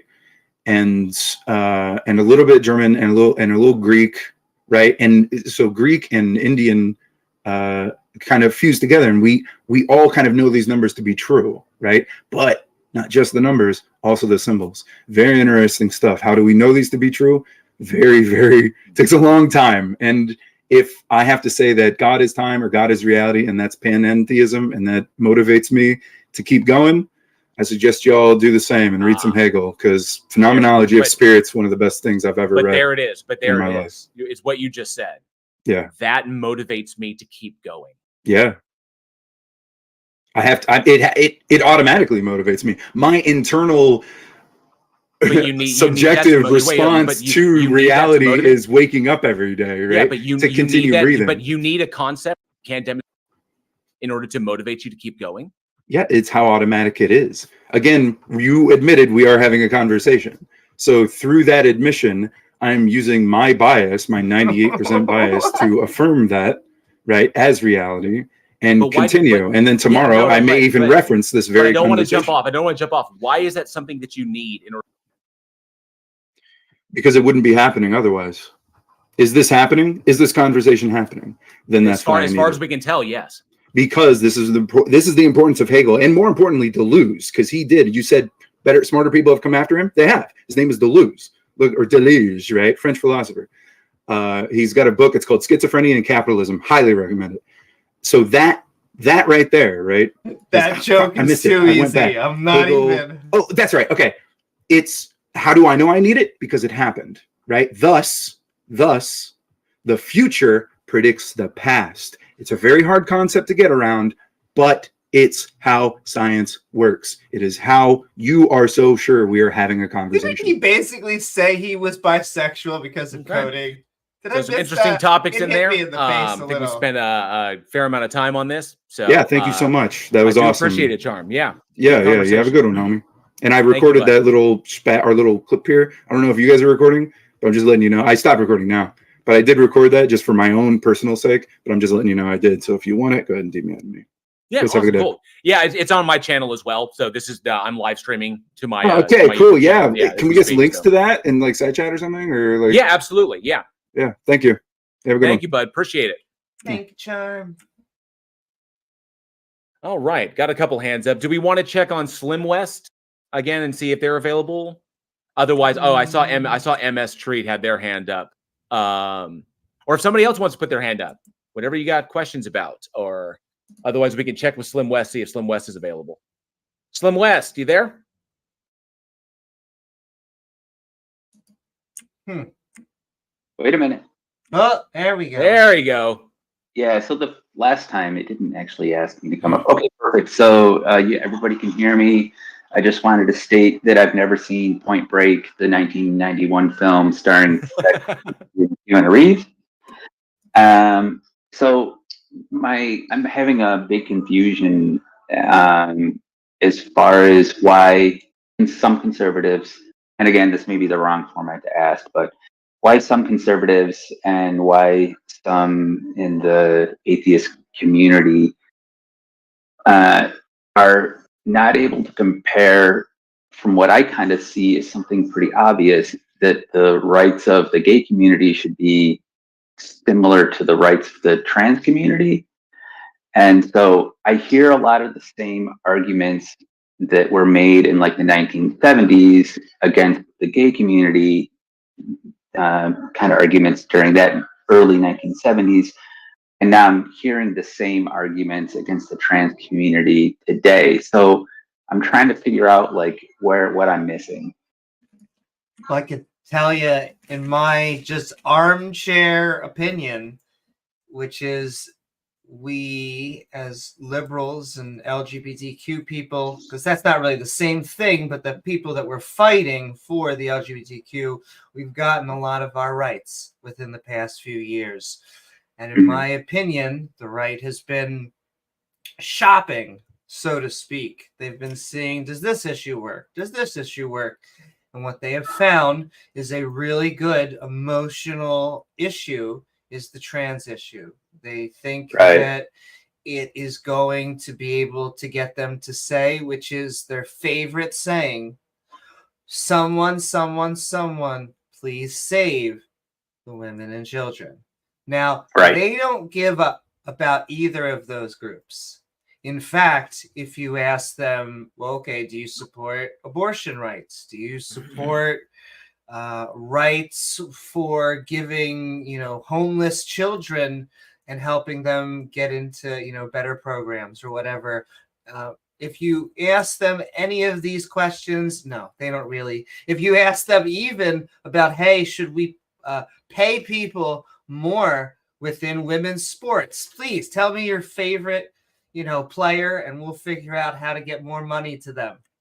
They seem to not care. And so I think failure on their part is that although it seems to resonate on like a top level, like, oh my, they make good slogans like, you think a man can get pregnant and things like this.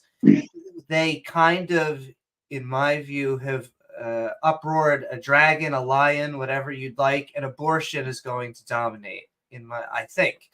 And so, the short and long, they've been looking for a new issue, and it seems to resonate. I don't know if it's going to work. Yeah, then I'm not crazy then. I thank you. Go ahead. No, as a cis bisexual male, what I've seen is a repetition of, it's basically the same old argument. Back in the 80s, when HIV when the AIDS pandemic was starting to come up, was really starting to people were becoming more socially aware of it. Back when it was called GRID, when it was called gay-related immunodeficiency disease, there was the idea that the homosexual community or the LGBTQ community was the reason why AIDS was spreading. When in fact that was not the case. Is that there is always something that certain individuals will try to prop up as that is tangentially related, but they'll say that that's the source of the problem. So, like, for example, this whole argument against our various arguments against the trans community, like to justify stripping them of their rights or reducing their access, whatever it might be, is just the same thing. Whatever arguments they have, there's so many gross arguments that they come up with. Someone in my live chat, Aaron Reid, stated that this whole thing, like men dressing up as women to sneak into restrooms, that's a red herring. That's essentially looking at it as kind of like gays are spreading the AIDS virus. Okay, so no, it's all smokescreen. It's all it is. It's taking, or if you take like the trans sports issue or whatever happens to be the issue, it's the same crap. It is one group that has a specific ideology about what designates men and women, and then fundamentally being unwilling to alter that position about dictating people's identities, dictating people's roles in our society. That this is what they want to work. This is what works. This is what I believe in. We need to make this the status quo. When recognized, and then just like with the civil rights movement, just like with the gay rights movement, just like with the trans rights movement that's going on currently. We see this time and time again. The same arguments, the same bullshit arguments were made against blacks back in the 60s, you know, against immigrants during around the 1900s. Same free of all those Irish are coming in and blah, blah, blah. All those potatoes. It's like, really? The tune never changes. Just the target of the tune does, which is ridiculous. That's all I see. That's really all I can comment, is that it's the same inane bullshit over and over and over again. One group afraid of another group, changing the status quo, and they'll do anything they can to try and turn the popular opinion against them through fear tactics, you know, whatever. That's all I see. Same crap.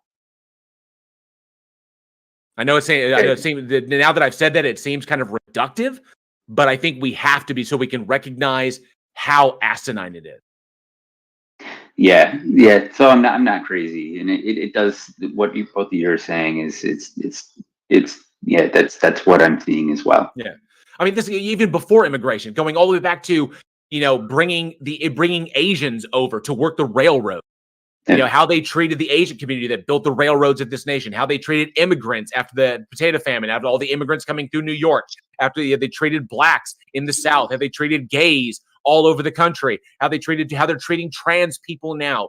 You know, once we settle, or once we at least get to a point where where trans individuals don't have to fight so hard for their rights and recognition and their access, there will be another minority that comes along. It's probably going to be immigrants again, only it's going to be like Mexicans coming up from the South, you know, or something else. There's going to be some other minority that some group in power is going to point at and say they're the problem, so that they can avoid acknowledging that it is they who are in fact are the problem. You know, there's always got to be a scapegoat. It's going to be them. Yeah. It's them, you know? And yeah, I mean, to point out a group as the problem, to unite the people against them, I think that that's a tactic that we're all well aware of back from the 30s and the 40s. In fact, it's very much to say, hey, look at this shiny thing that fears you, so we don't talk about infrastructure or healthcare. Yep. Yeah. Okay. Thank you very much. Thank you. Thank you so much, Slim. Appreciate it. All right, take care. You too. Bye. I hope I wasn't, Amy, I hope I wasn't reductive. It's weird because to speak to my own experience, coming up as a bi male, is that in the 90s, I never really felt like I had a place in the LGBTQ community. And it felt, because bi men, there were terms from, like, you know, that we were greedy, that we were fence sitters, that we were undecided, you know. It was like, you were either gay or you were straight. You know, bi, you just like, oh, you just don't know who you are. You know, it was an identity thing. And I was kind of like, I always kind of felt outside, like one of the outsiders. But now, you know, biphobia has pretty much, you know, it's still there, but it's kind of reduced. And now I do feel a part of the community, and I could be a part of the community. But now I feel like the trans community is in the same boat that I was in. I would agree with you, because I always see some, I shouldn't say always see, I hang out with some, or I debate some people that are in some circles, but they try and say, oh, we're going to cut off the T of LGBT and things like that. But I do think that it is a time thing, that we are in the spotlight right now.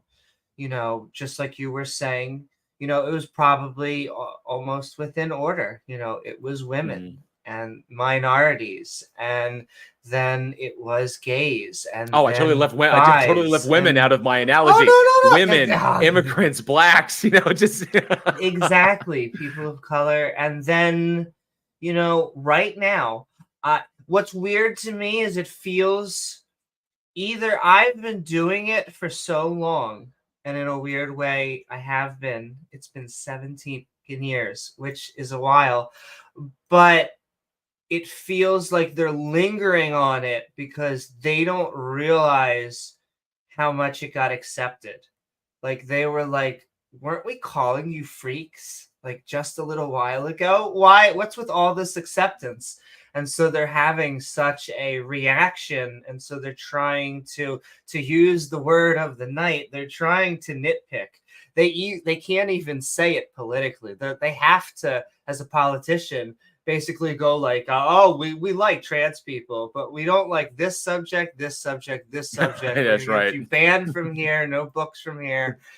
And so I agree with one of your earlier points. You know, this will eventually end because, in my opinion, not to show off, but we win every culture war because the people who hate us generally, you know, croak earlier. And or it comes out that they are you. It comes out that I love it when that happens. It's like you hated it so much, yet you were doing it. Oh, well, yeah. And once again, everyone can be guilty of having prejudices or being wrong. That we should always be, you know, looking out for. I use wrong very specifically as a skeptic, because what does it feel like to be wrong? Well, the exact same thing as being right. And so it's not till we actually learn something. But yeah, no, I thought you did I thought that was very elegant, JL. And thank you. I will always take, you know, any ally, because I think it's important we all stick together. LGBTQ and our straight allies. For all of you out there, we love you, and sending love to our theists, but God still doesn't exist. So come on and raise your hand.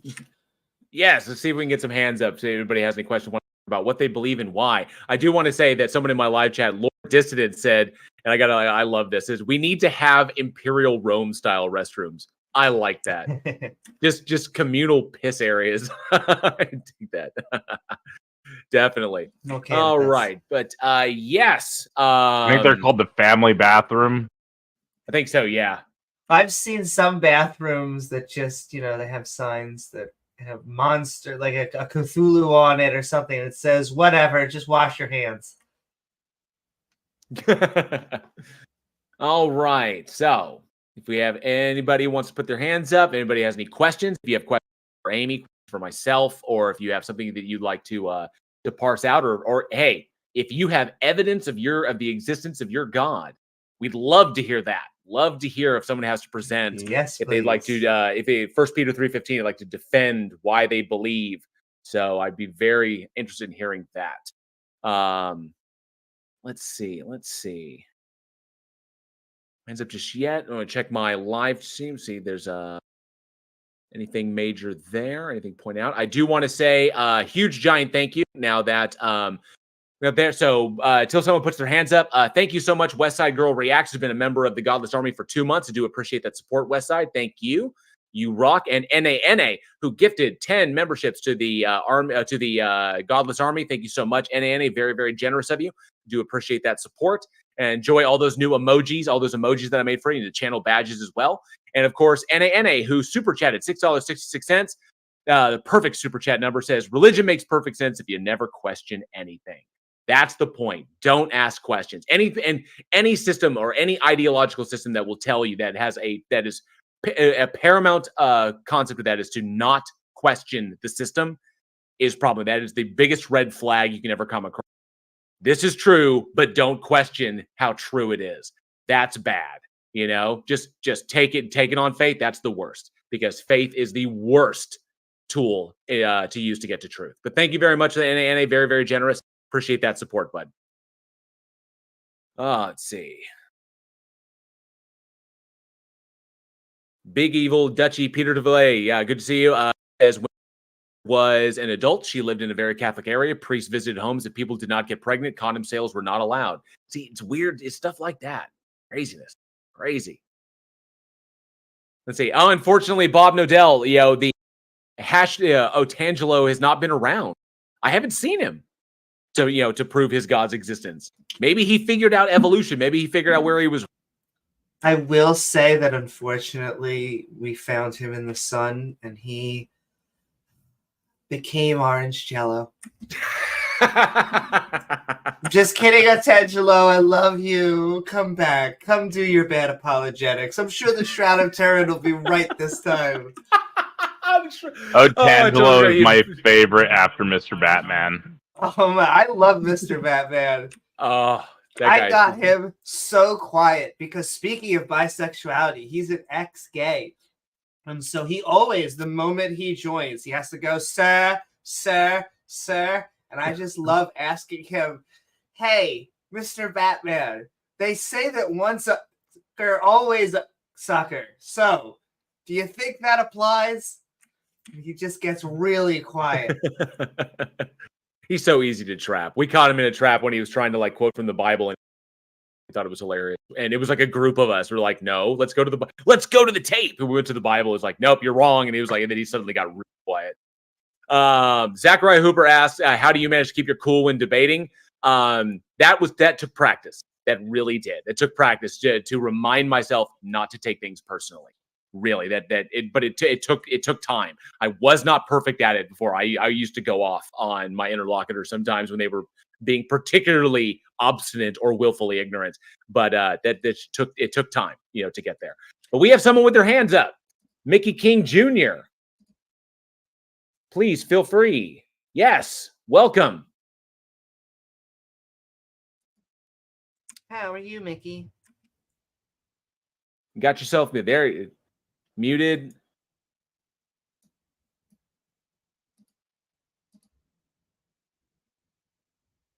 Hello.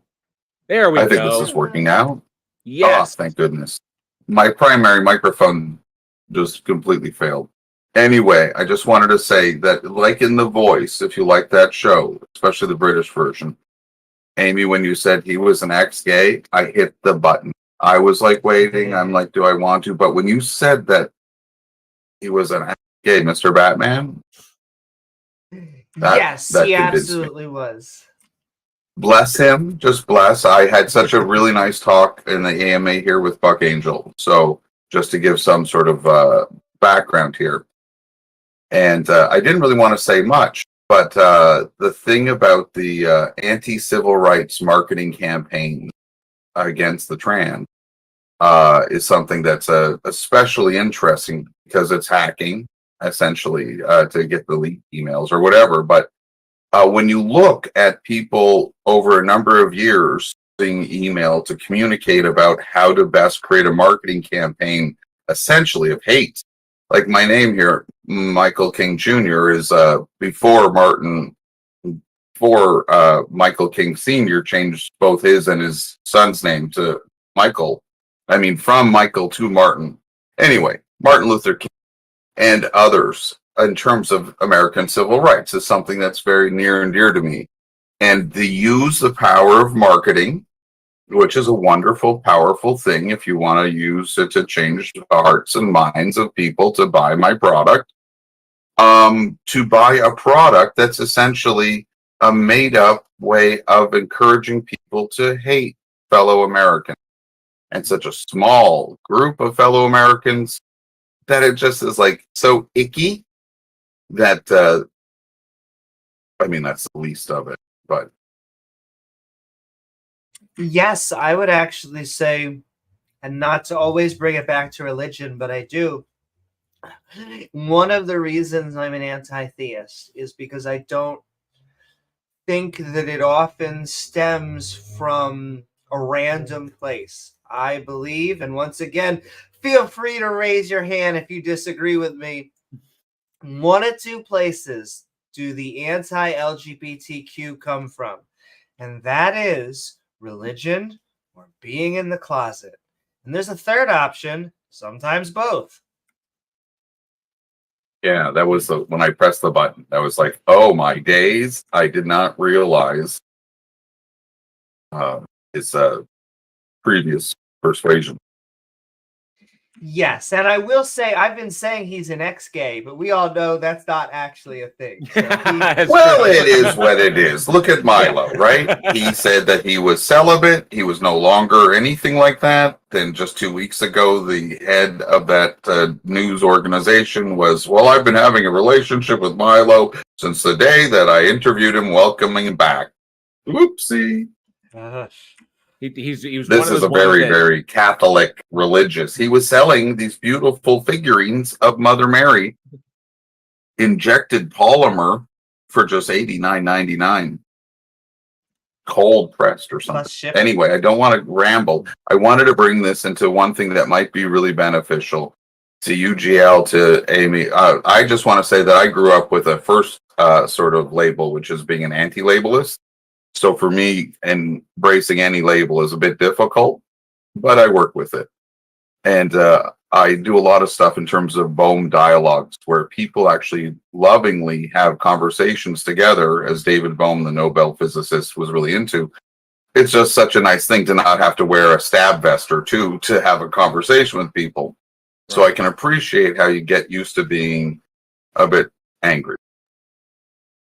But there's future and hope, and I just wanted to leave with one last thing, at least in terms of what I wanted to bring, and I'm happy to chat at all or just sit back or whatever. But the future transformation of what we see in conversational AIs today make it so that I think we're at the point of the peak of involuntary ignorance, and everything becomes voluntary ignorance at such a level that pretty much anybody can find some solace, some reduction in suffering from whatever con job they're being sold. Because, it's as Sam Harris pointed out, that one of the least favorite things for him as being an anti-theist is saying to someone who's like a old village lady who's looking forward to an afterlife with the people she loves, say, hey, lady, you know what I'm saying?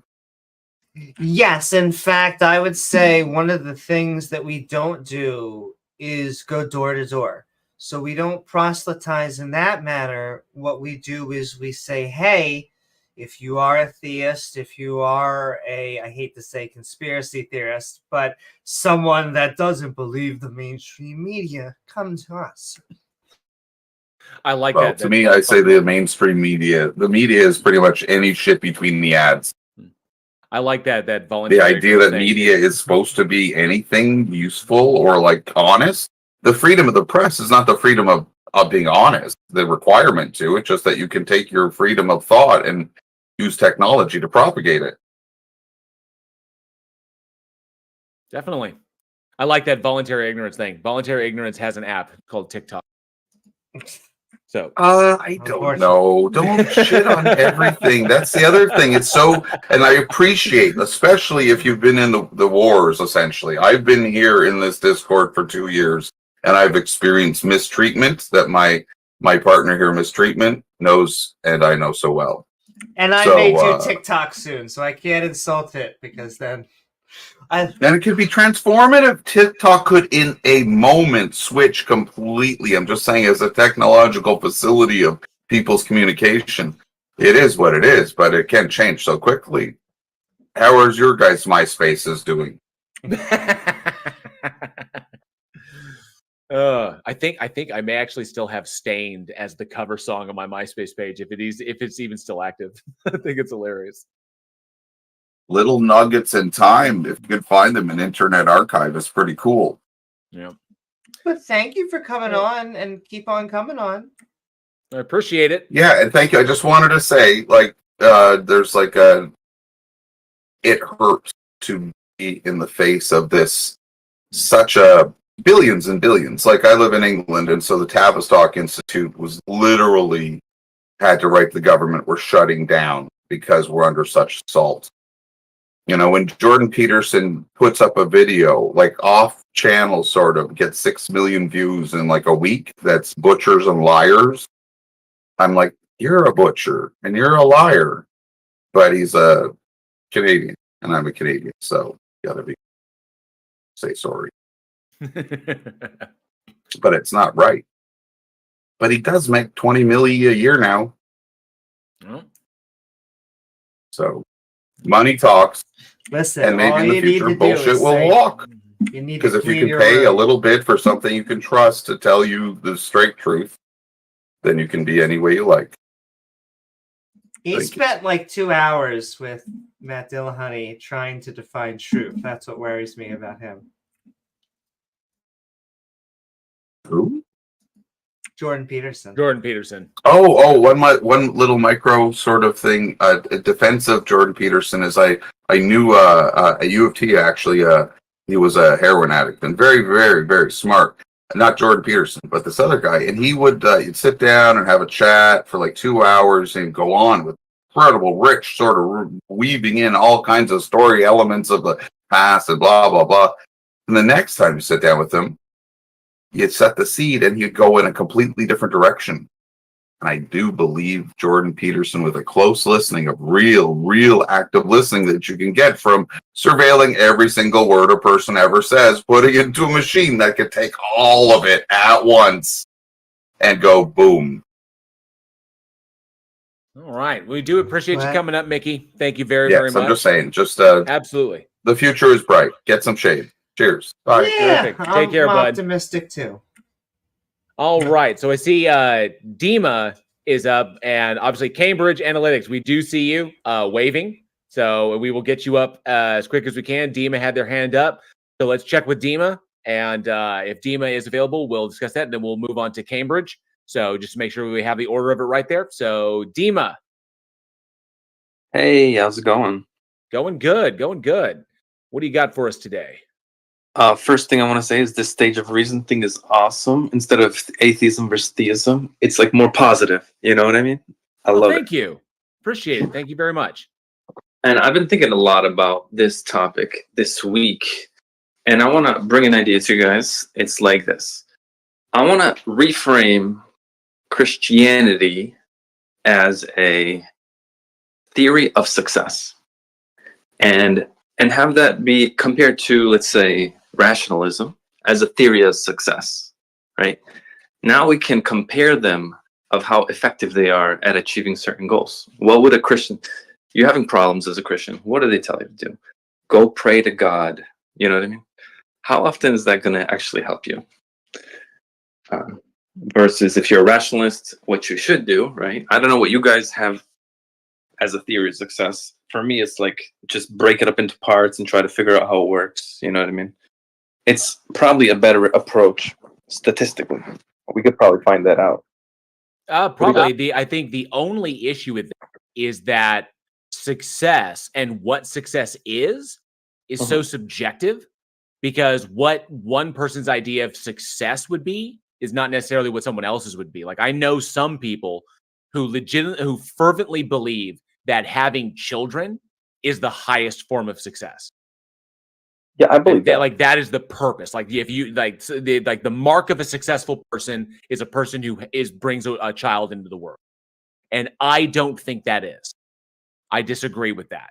That sometimes I think it is more often than not the highest marker of an ego is bringing a child into the world, because doing it because they can or because they want to, without any kind of acknowledgement of all the things that come along with that. So I think that would be the difficult thing. So what would be? I agree with you that rationalism can help you be more successful than putting the issues off onto something else, because rationalism allows you to deal with those problems and actually solve them, instead of putting them off on someone else to either deal with later or simply to assuage your fears or your anxieties over those issues.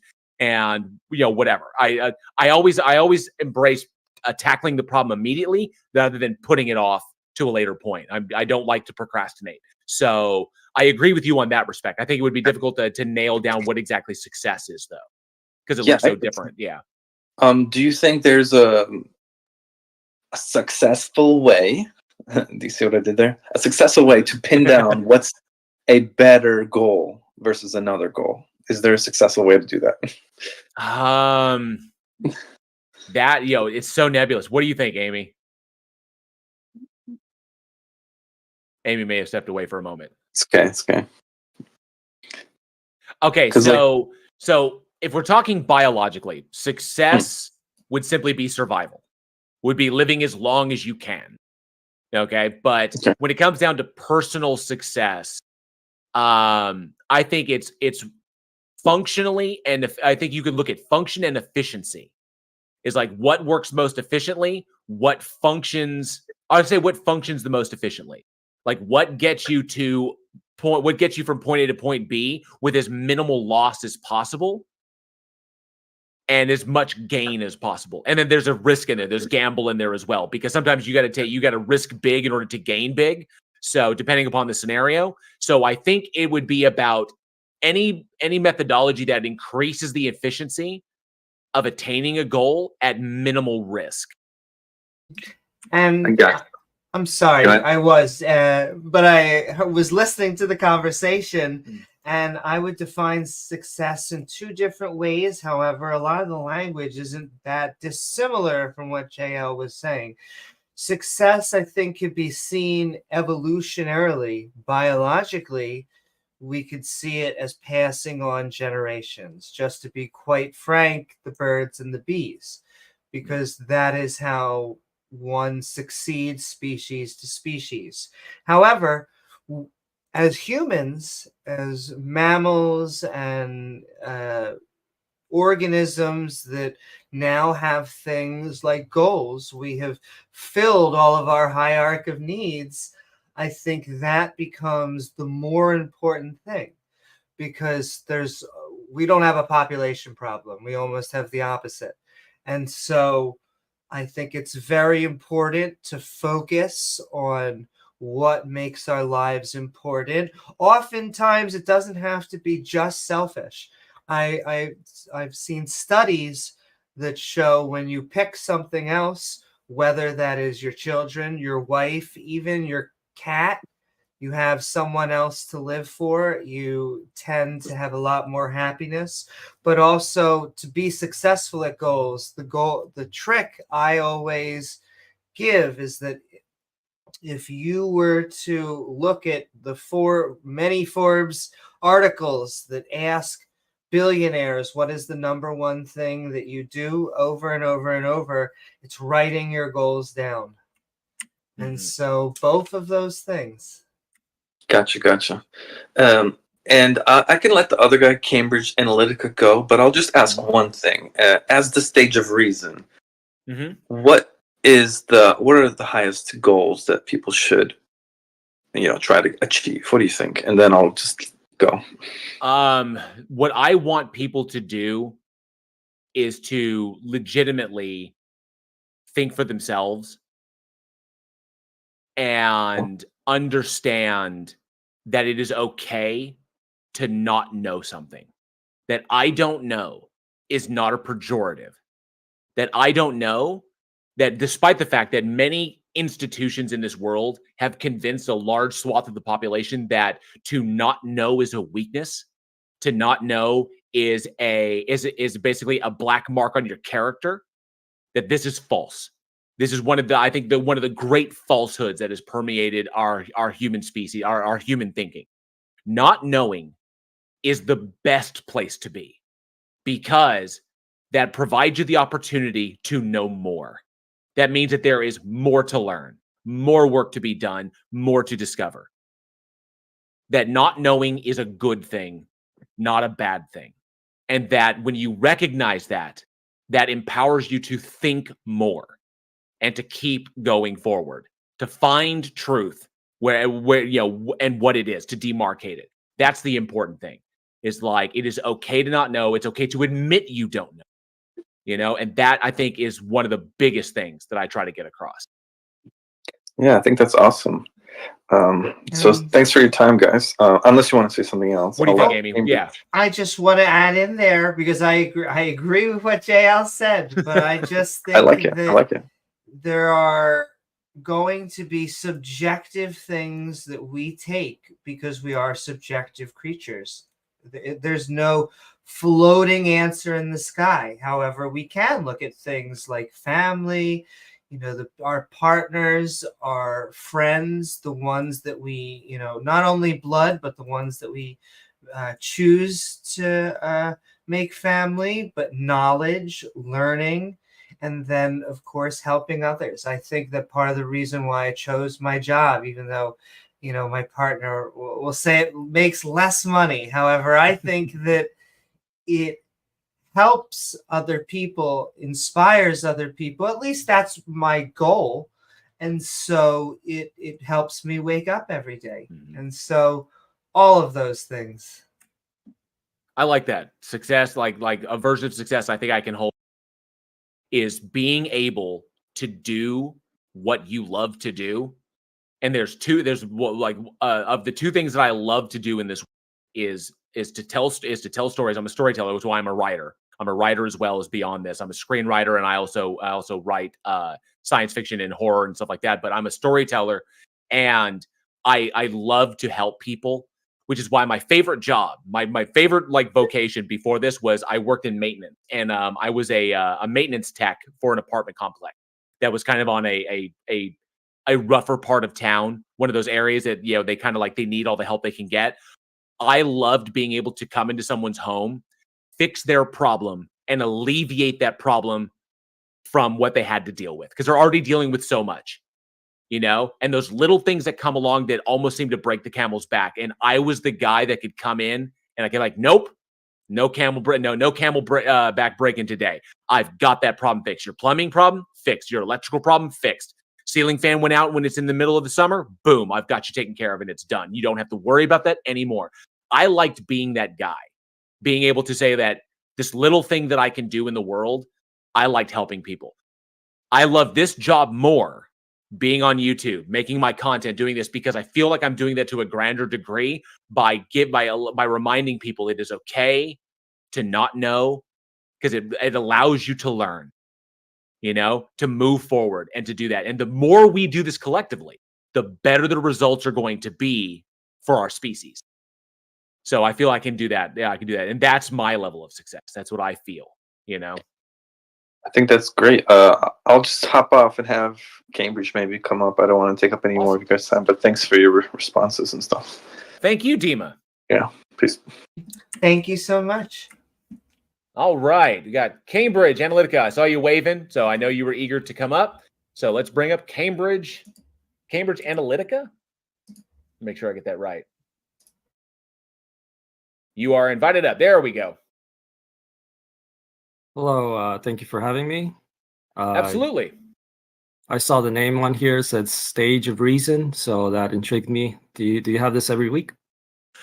This is the inaugural episode or the inaugural stage. So we kicked this off. I kicked this to kind of give another opportunity because there's the Theist Helpline, which runs the first Sunday of every month. And then this will run the third Sunday of every month. So it's kind of like in the same vein, but just a little bit more streamlined, smaller stage, really focusing on the guest and to make sure that we don't, that we have a really good balanced conversation.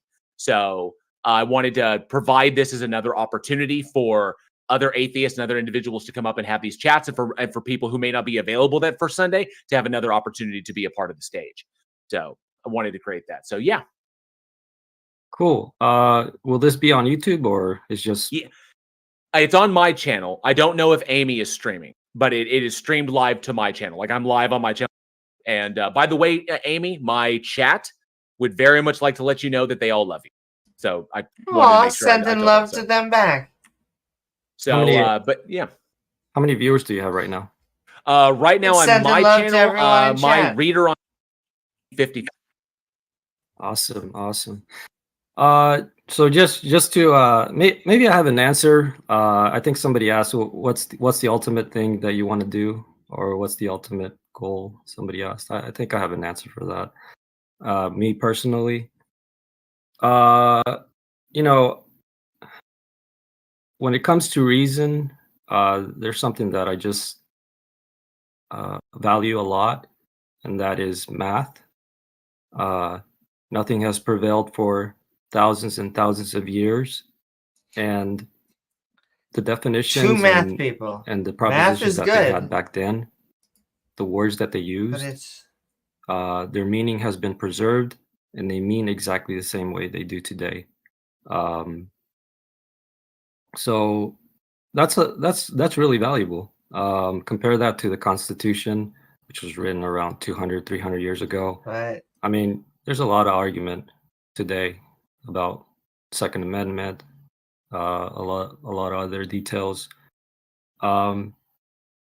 So what does that mean to me? What does that mean to other people? So we can define things in math really well, but we can't with the regular everyday language. So there isn't a defined morality that we can agree upon even today. And I think 1,000 years from now, I don't think people will value what our morality was. They're going to value what our science was. So that makes me think, did our brains evolve so that we can understand and communicate science? And in everything else, we're not much different from other animals. So I can answer that question. Our brains evolve so that we can survive on the savannah. Yeah. All right. Evolution in, like I said before earlier in the stage, evolution in truth tracks, because those organisms that are able to navigate their environments more efficiently and more successfully are the ones that survive to pass on their genes. Those individuals that cannot operate coherently, that have certain limitations. If we're talking like 100,000 years ago, that if they couldn't, like if you had no depth perception, or if you didn't track patterns well, or whatever it may be, would result in your untimely demise and you wouldn't pass your genes on. So evolution, in a way, truth tracks for survival, the ability to navigate an environment, to find food, to find water, to avoid predators, to not make sure you don't fall to your death, to maintain your balance, stuff when you're walking or when you're running, to hand-eye coordination, stuff like that, just to be able to navigate the environment. At this point, hundreds of thousands of years later, we have now taken that and we have moved into areas that are not so necessarily necessary for our survival, but they're necessary for our understanding. So that which comports with reality, that which, we interact with our reality appropriately, and then we achieve that information, carry on, and move on from there. So. Yeah, I heard something about being able to exist and survive, or kind of can be synonymous. If you want to exist as long as possible, which means that you want to survive every single day that you live. At a certain point, whenever you die, you stop existing, but people around you can still remember you. But even after you die, people just forget your name, and you stop existing at a certain point when somebody's gonna say your name the last time. Or the two deaths. Yep. Yeah, exactly. So you say that our brains evolved so that we can survive. There might be some sort of spectrum of survival. I mean, I think the highest, the lowest form is to survive for the next day as the bottom of the spectrum. The highest part of the spectrum would be to exist as long as you can as possible. And I think what is in that category is math, because again, these ideas, these definitions have survived the test of time. And so if you can be a person who discovers math ideas, you're definitely going to exist for a long time, such as Isaac Newton or Galileo. These guys are eternal, They'll survive until the species goes extinct. They will. Yeah, that's another issue. How can we outlive our species or evolve so that we can survive our environment?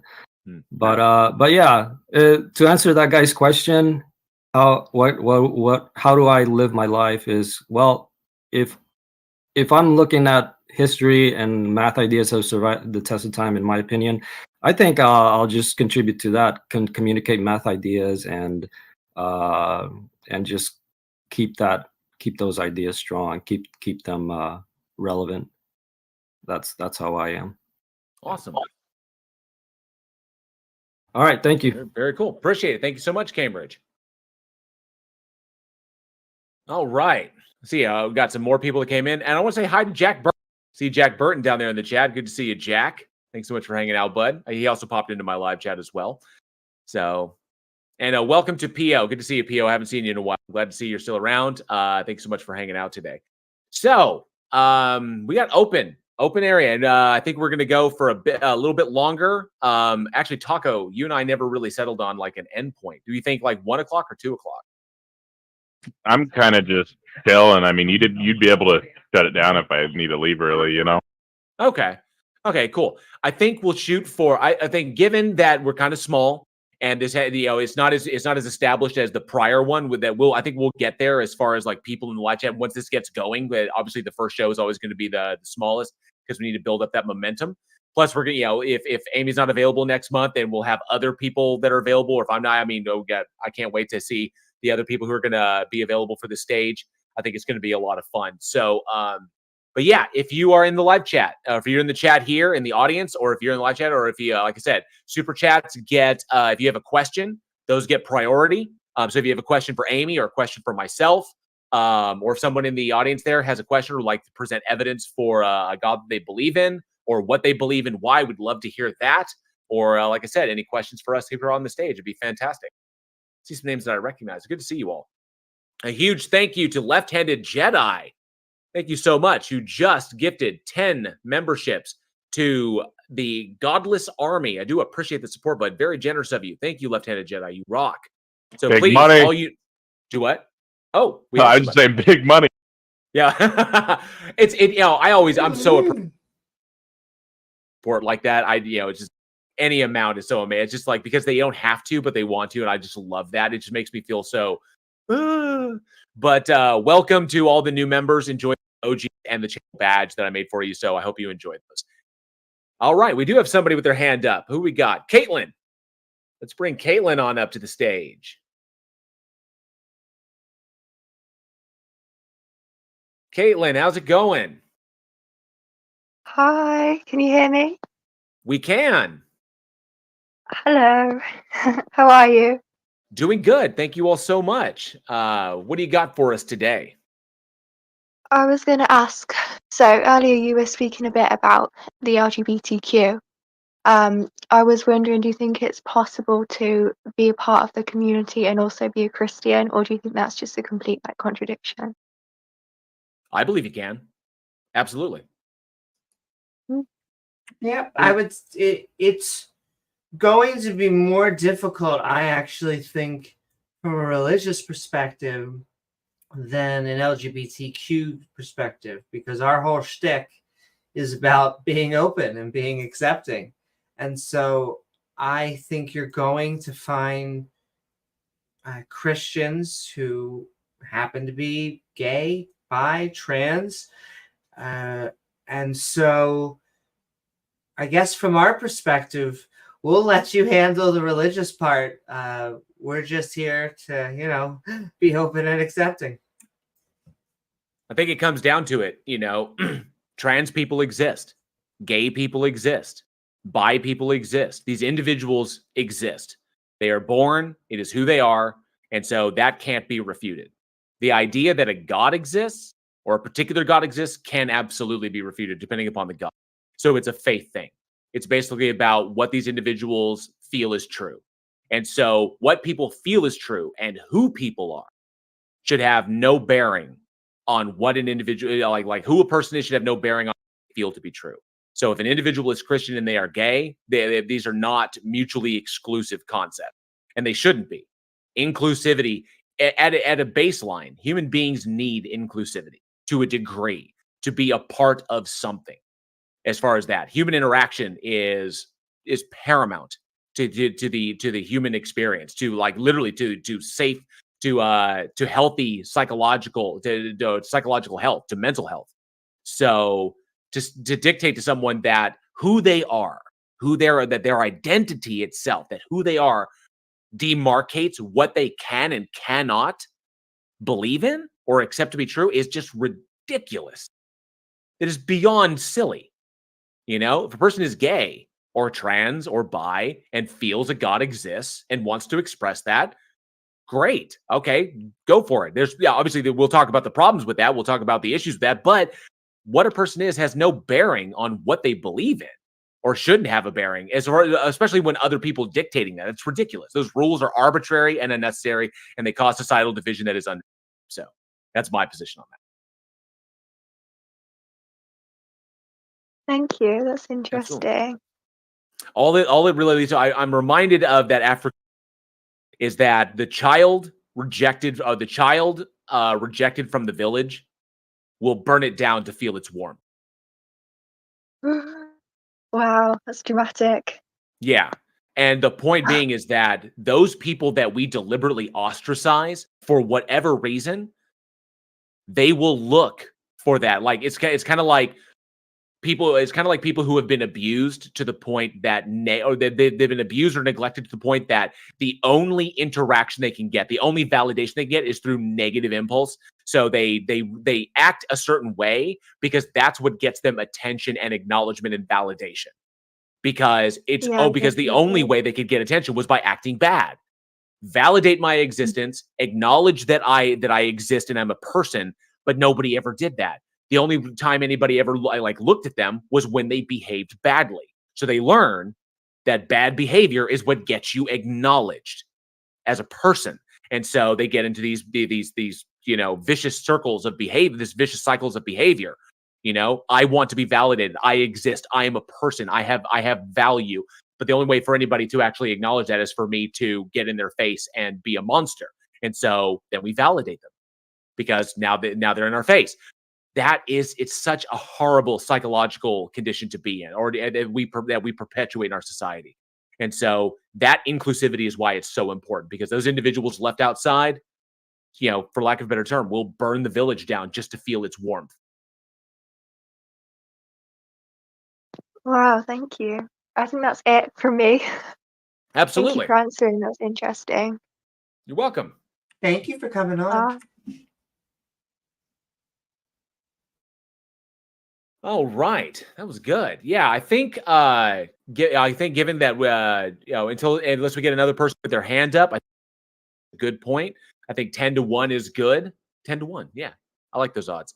I think 10-1 is a good stopping point. I don't think unless we get into something bigger, we may go over is a possibility. So if we have someone in the audience who wants to raise their hand and come up and talk about what they believe and why, or if you have any questions regarding various deals, whether it's science or philosophy or politics or whatever it happens to be very, very curious. Or religion, love to hear that stuff. Can I say Tom Rabbit's? It's my favorite argument from Tom Rabbit that triggers Christians. Okay, very specifically, God started genderless, had no gender for thousands of years, and then eventually he came down and became a man. So what that would make, Jesus and God. I mean, it'd make them transgender. There you go. I do remember that when Tom posed that, and that got some serious blowback. That was really, really. Yeah, they're not very happy with transgender Jesus and transgender God. God was infinitely genderless until it arbitrarily decided to be male. I just think that's hilarious. And yes, it would be a male to female transgender, or it would be genderless to non-binary to male. Yes, thank you. Non-binary to male. I love that. Trans God. All right. So a huge thank you to the stage with their questions and their comments. We love hearing from you guys. And see what else? Let me see. Slim West brings up a quote from poet Michael Mead. If the fires that innately burn inside youths are not intentionally and lovingly added to the hearth of the community, they will burn down the structures of culture just to feel the warmth. Agree with that. I think that's a nice take on the African proverb that I quoted earlier. So yeah, that's the whole point. That when you make institutions exclusive, when you deliberately say that by virtue of a person's identity, who they are or what they believe like that they are not allowed. When these things happen, I understand that cliques form, people of common ideas form, echo chambers form, especially here on Discord, here on social media.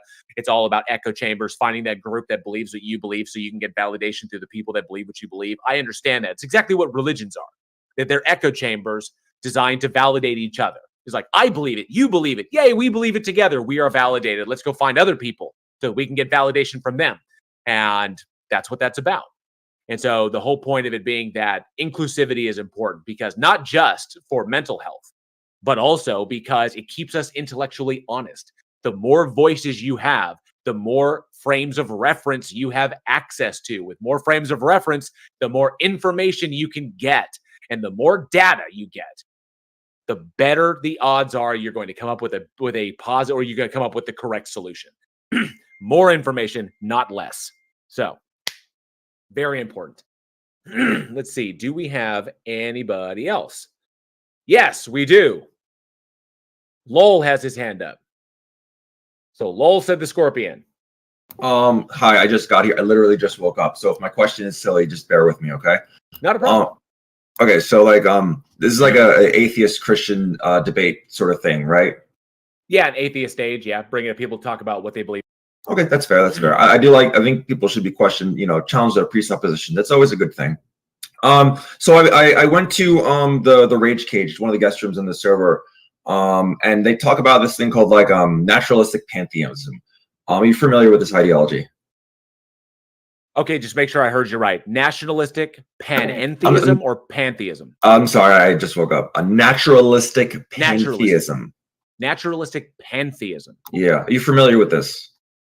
I'm familiar with the terms separately, but Right. you may have to elaborate on what those do together as a compound. Like how does each one the other? Yeah, so from what I understand, and I may be misremembering, naturalistic pantheism is sort of like atheism, except it's like nature is God, and you don't worship the universe, but you sort of revere it in awe and stuff like that. Like I personally think the universe is like wonderful. I don't like pray to it or anything, but I do think it is very nice. It's very neat.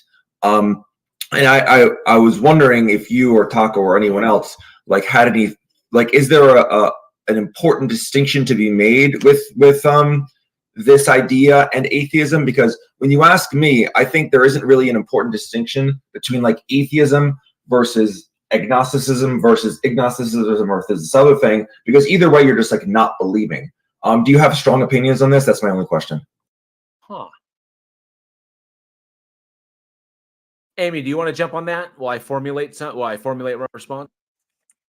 So, just to confirm, you are saying nationalistic pantheism? Naturalistic pantheism. Well, naturalistic pantheism, I am open to things like pantheism because I believe that the Abrahamic religions, for whatever reason, want to control people's sexuality and a range of other things.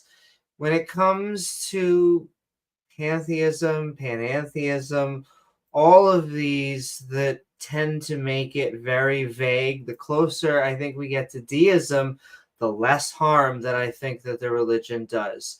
Now, does that mean that there aren't pagans out there that can't separately from pantheists, pagans, or something else that can just hate us?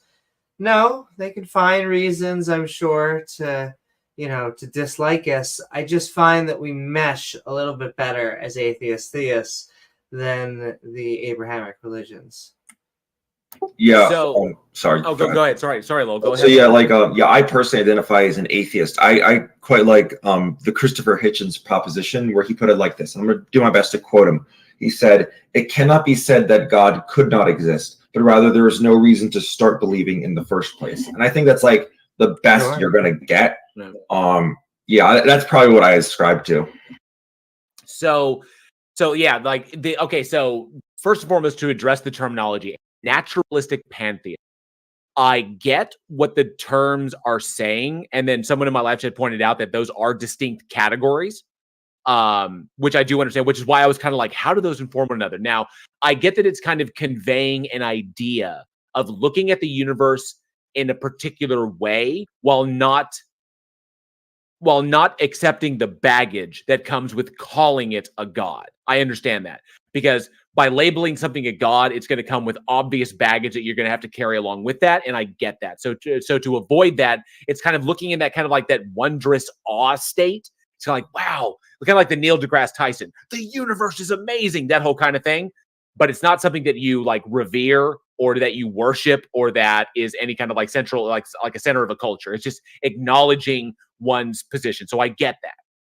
I would say, while akin to atheism and recognizing that we can stand in awe of the universe itself, I think that it's always, it sounds a little extreme to use this word. It's always feels to me perilous to open that door with specific to recognize the doors that we open with specific term.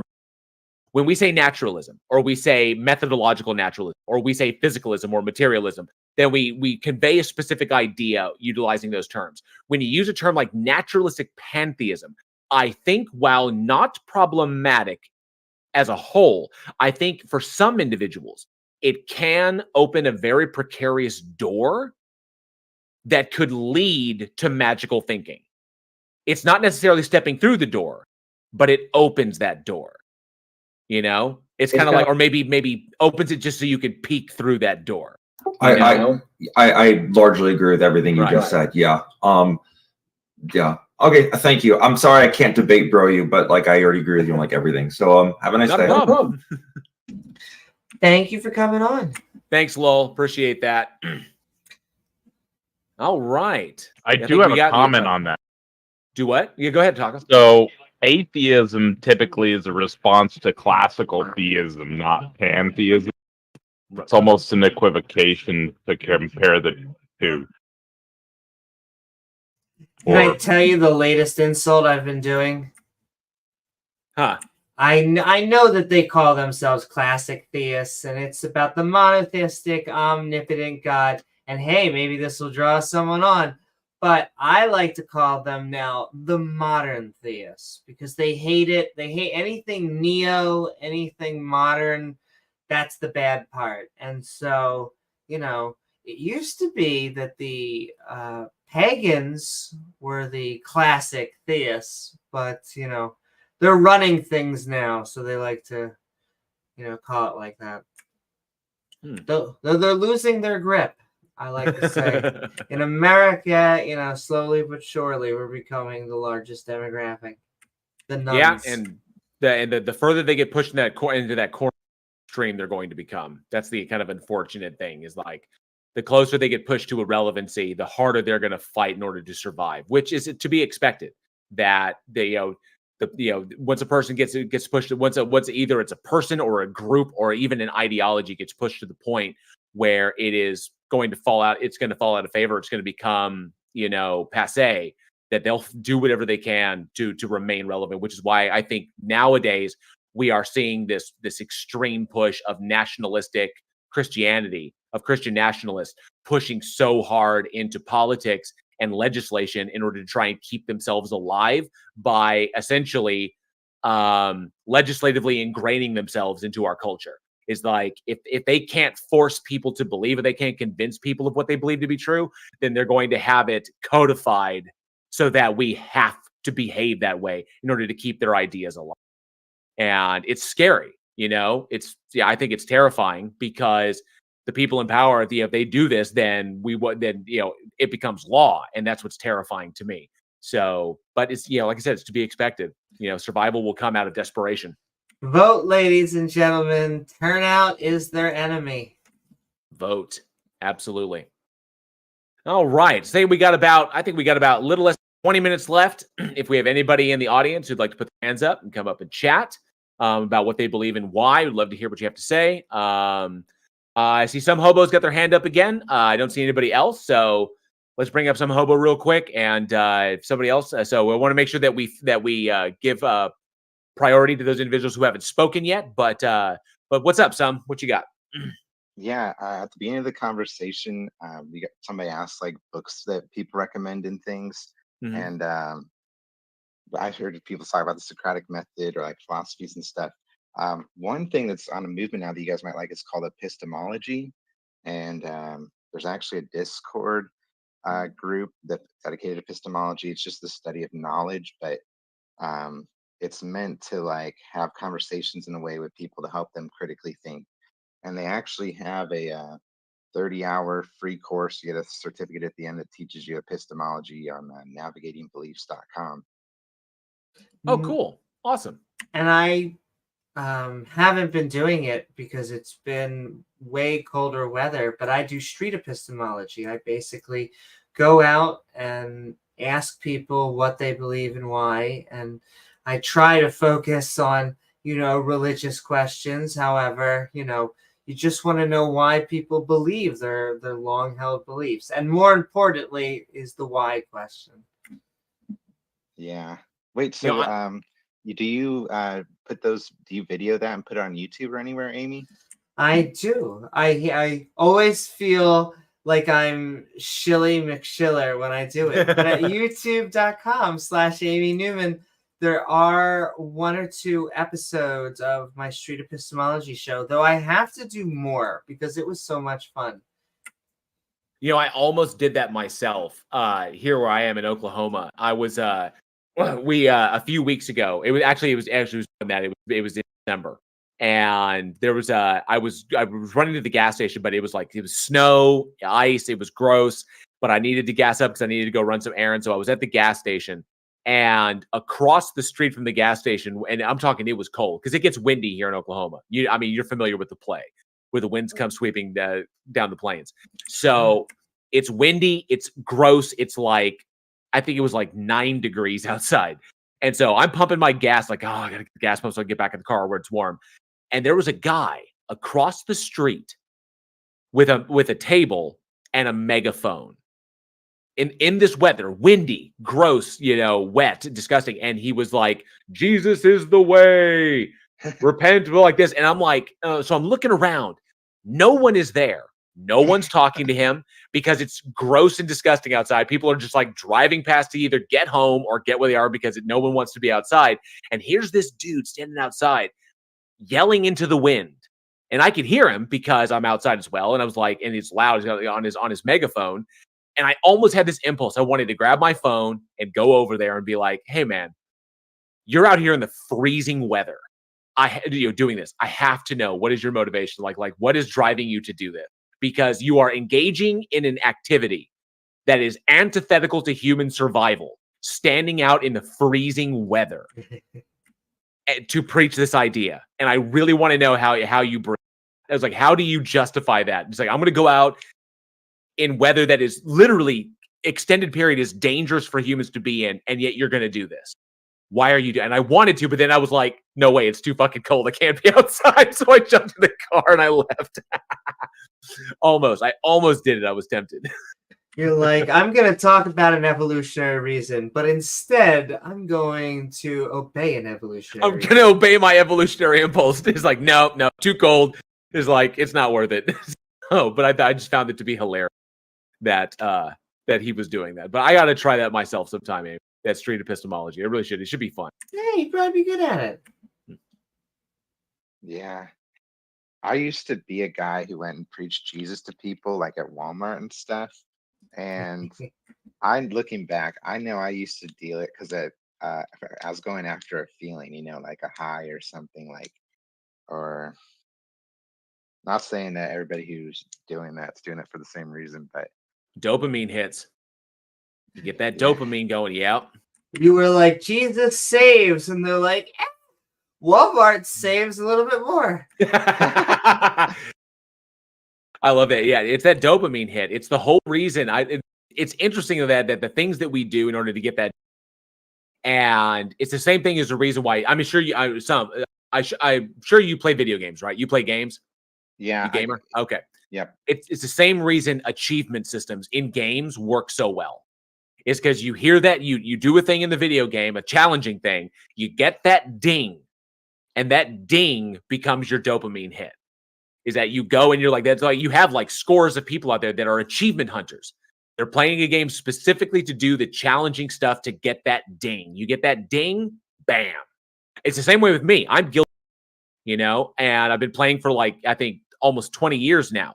I play World of Warcraft, and I'm an achievement hunter. Every time I do something, bam, I get that dopamine hit.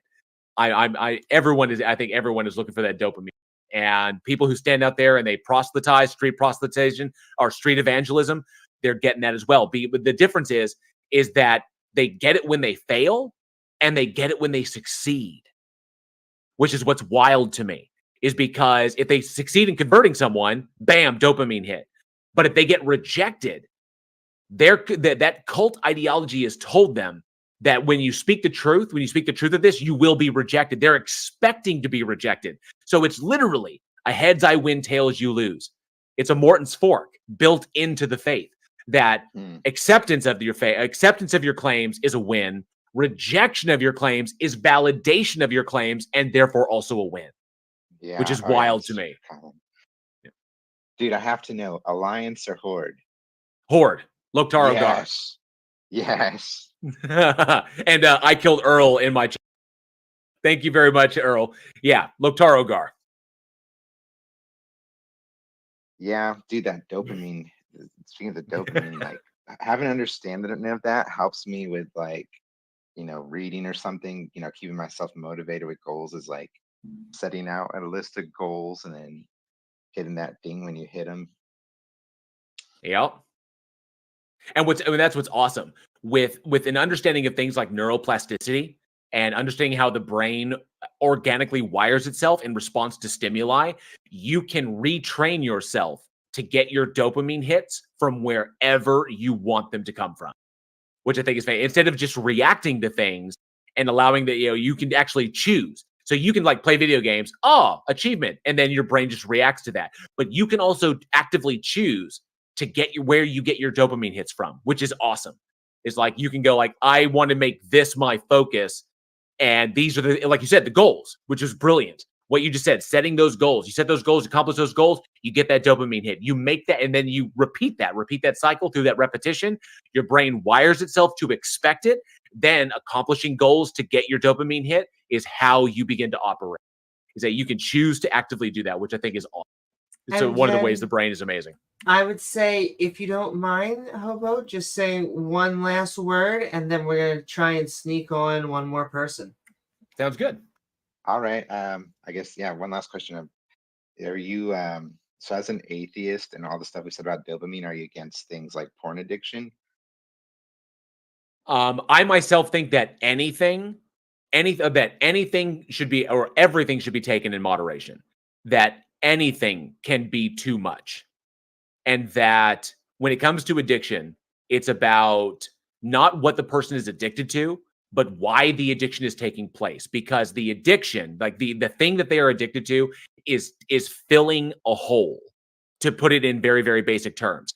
That there's something missing, and that addiction is serving the function of filling that hole. And when a person becomes too dependent upon that, it can begin to affect their other behavior, and the way they react to other things.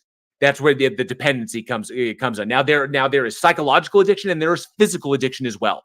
Like if you look at alcoholics and heroin addicts and people who are addicted to drugs, there's physiological addiction there where the body becomes physically dependent upon these things. But that can also be weaned through as well. But it's so incredibly hard. Like I'm a smoker. I'm physiologically addicted to cigarettes, but I can break it. It's just very, very hard. So there's different aspects. You can address the psychological addiction or the physiological addiction. You have to address them both, So I think anything, porn, drugs, alcohol, cigarettes, religion, whatever, these can all become crutches that we become dependent upon. So we have to address, why are we dependent upon them? That's where we have to get to that. So I think anything in excess, everything should be taken in moderation. That's my position on that. Sweet. Before I go, I just want to let you guys know, thanks. You got me to contemplate some of my beliefs, particularly of like, which ideas am I willing to die for? I've spent a lot of this afternoon thinking about that now. Well, good. Awesome. Thank you. Fantastic. Awesome. I think that was perfect timing. Thank you so much, Sam. I think we got time for one more person. Yeah, John got their hand up in the chat. Hello, can you hear me? We got you. Oh, now I can't hear you. Oh, where's the speaker? Can you hear us now? I got to put the phone against my ear, I guess. So I just wanted to mention I joined very late. There should be a speaker button on your phone. So if you look at it, I don't know if it'll show up on the stage, but in normal channels it does. Try to hit the speaker button again. Yeah, it's just not here. It happened to me the last time I entered a stage on this thing. I'm on an iPhone. No worries, I'm not just trying to seeing a help. speakerphone. But anyway, I got this phone on my ear, so it doesn't matter. So I just wanted to mention I'm late joining this, and I'm kind of sad because it just sounded like this would have been a event I would have wanted to be more of a part of. I was wondering one thing: do you post these on YouTube or something? Yes, I do. Right now the stream, this stage is being streamed live to my channel, so it will be available as a live stream on there, so you can access there. I think Amy, are you doing the same thing or? Yes, I am. I just wanted to be modest about it because I felt bad, but absolutely. Awesome. So yeah, it will be available via our YouTube channels, and that's youtube.com/Amy Newman and youtube.com/jailwarren, or you can do like @jailwarren or @Amy Newman, and it will bring us up. Okay, great. Thank you so much. Yeah, I don't think I have too much more to say right now, actually. Okay, But, well, glad you caught the tail end of it. And like I said before, this stage will be every third Sunday of the month. So the first Sunday of the month, you've got the Theist Helpline, and then the third Sunday of the month, you'll have Stage of Reason. We've also got the Street Epistemology guys right. every Sunday evening now. Awesome, yeah. And it would Oh, be by the lovely way- to have you come on and talk about your beliefs. I'd love to. I've been actually trying to have a respectful conversation with a YouTuber, like just to have a conversation, a podcast. My religion is I worship the entheogens. I believe that psilocybin and other entheogens were the true communion substance. That's what the prophets and the messiahs of the past were ingesting when they were seeing these incredible visions. This is what I believe. And I get a lot of animosity and anger from anyone calling themselves a Christian, a Muslim, a Hindu, it doesn't matter. Anyone that's in one of the so-called religions of this world, they get very angry at me for that.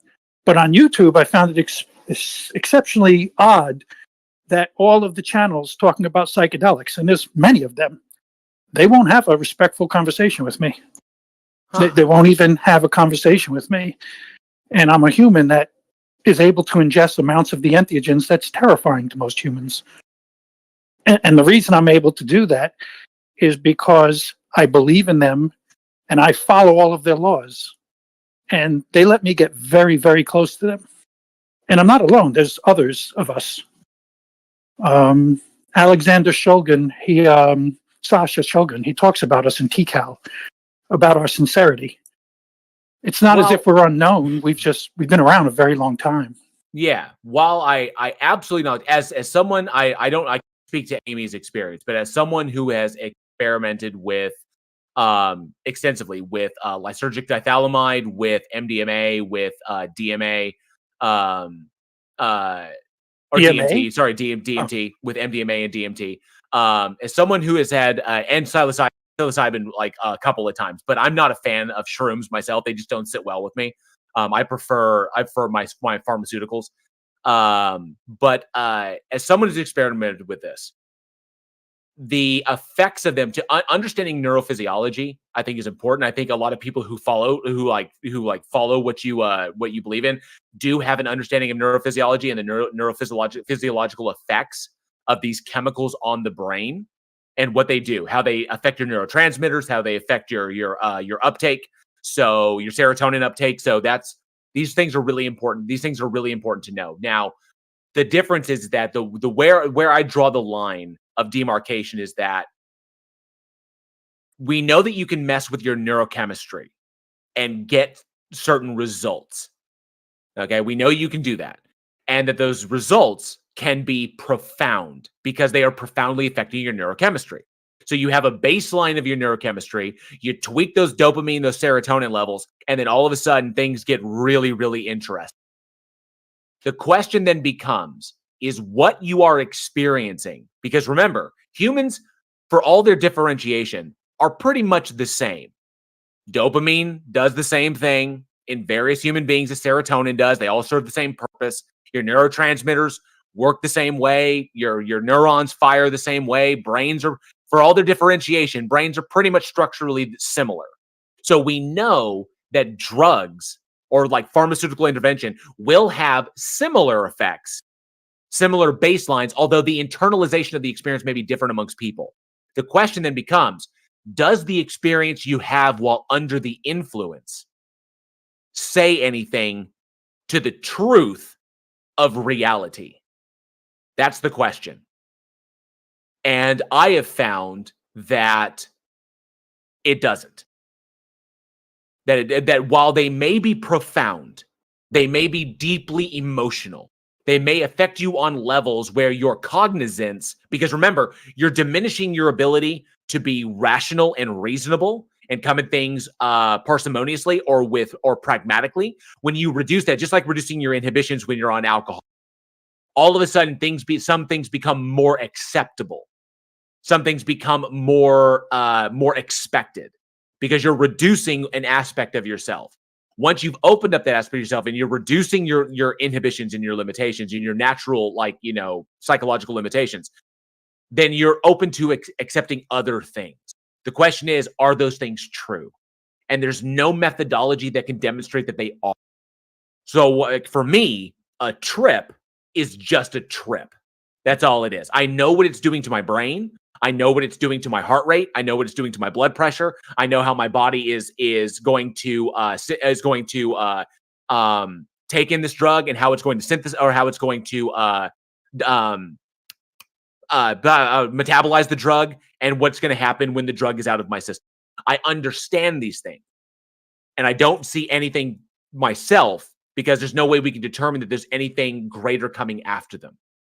So I get the idea. I do. I absolutely get the idea because I've been in that state when you're like, the universe is open up to me. I've had friends who've done this stuff and have literally, they believe they've had conversations with God, when in actuality, they've had conversations with themselves, So because there's so much subjectivity in there, I think that may be why you get the pushback you do. Have you never had a vision or a revelation from an entheogen, from a psychedelic, that came true in the future to the minutest detail? Not one that I could demonstrate was actually a vision because I cannot. There's no methodology by which I information bias, or I could actually eliminate the possibility that I am conforming my memory to fit what I felt.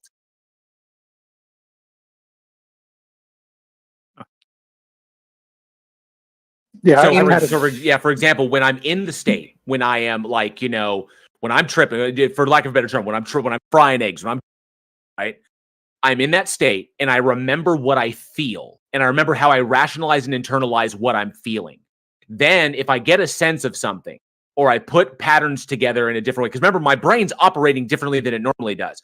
I may be able to put patterns together when I'm in that state. And then later when I'm off that state, I appear to come across another pattern in the environment that appears to match what my brain remembers.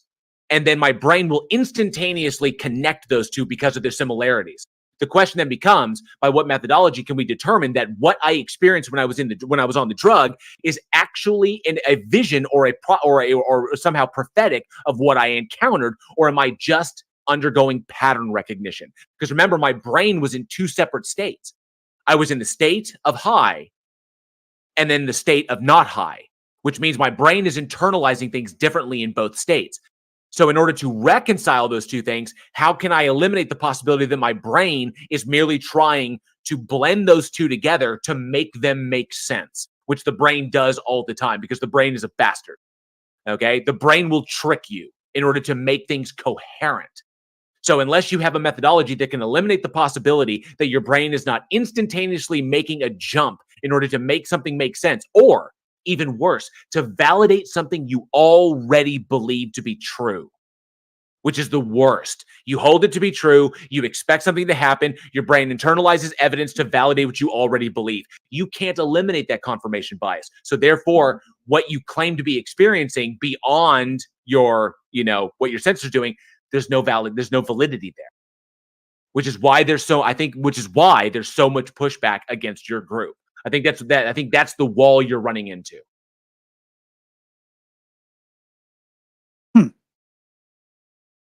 Amy, do you have anything on this? I don't know what your experiences are, so I don't want to like dominate over here. Yes, I do, because I've taken a decent amount of psychedelics myself. I am a fan of the category of drug that because I think it is one of the least harmful. That doesn't mean that you can't die from it. You can take a mushroom that is a death cap by accident or something like that. But generally speaking, they're safer than others. I think like all of them, you can have good trips and bad trips. And so it's always beneficial to be with someone who is more of an expert, at least when taking it for your first time. No, babysitters. Yeah, babysitters important. Exactly. And so I think that they can help expand your mind, not literally, but metaphorically. I think that they can make you think differently. Your brain is being jostled chemically, and so it makes sense.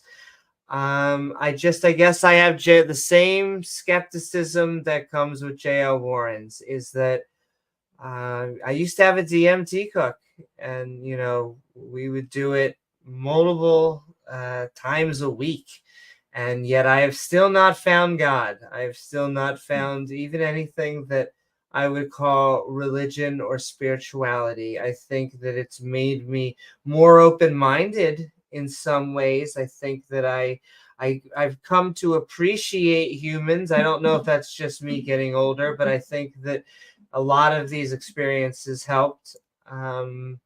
It's the supernatural element that gets us. Yeah.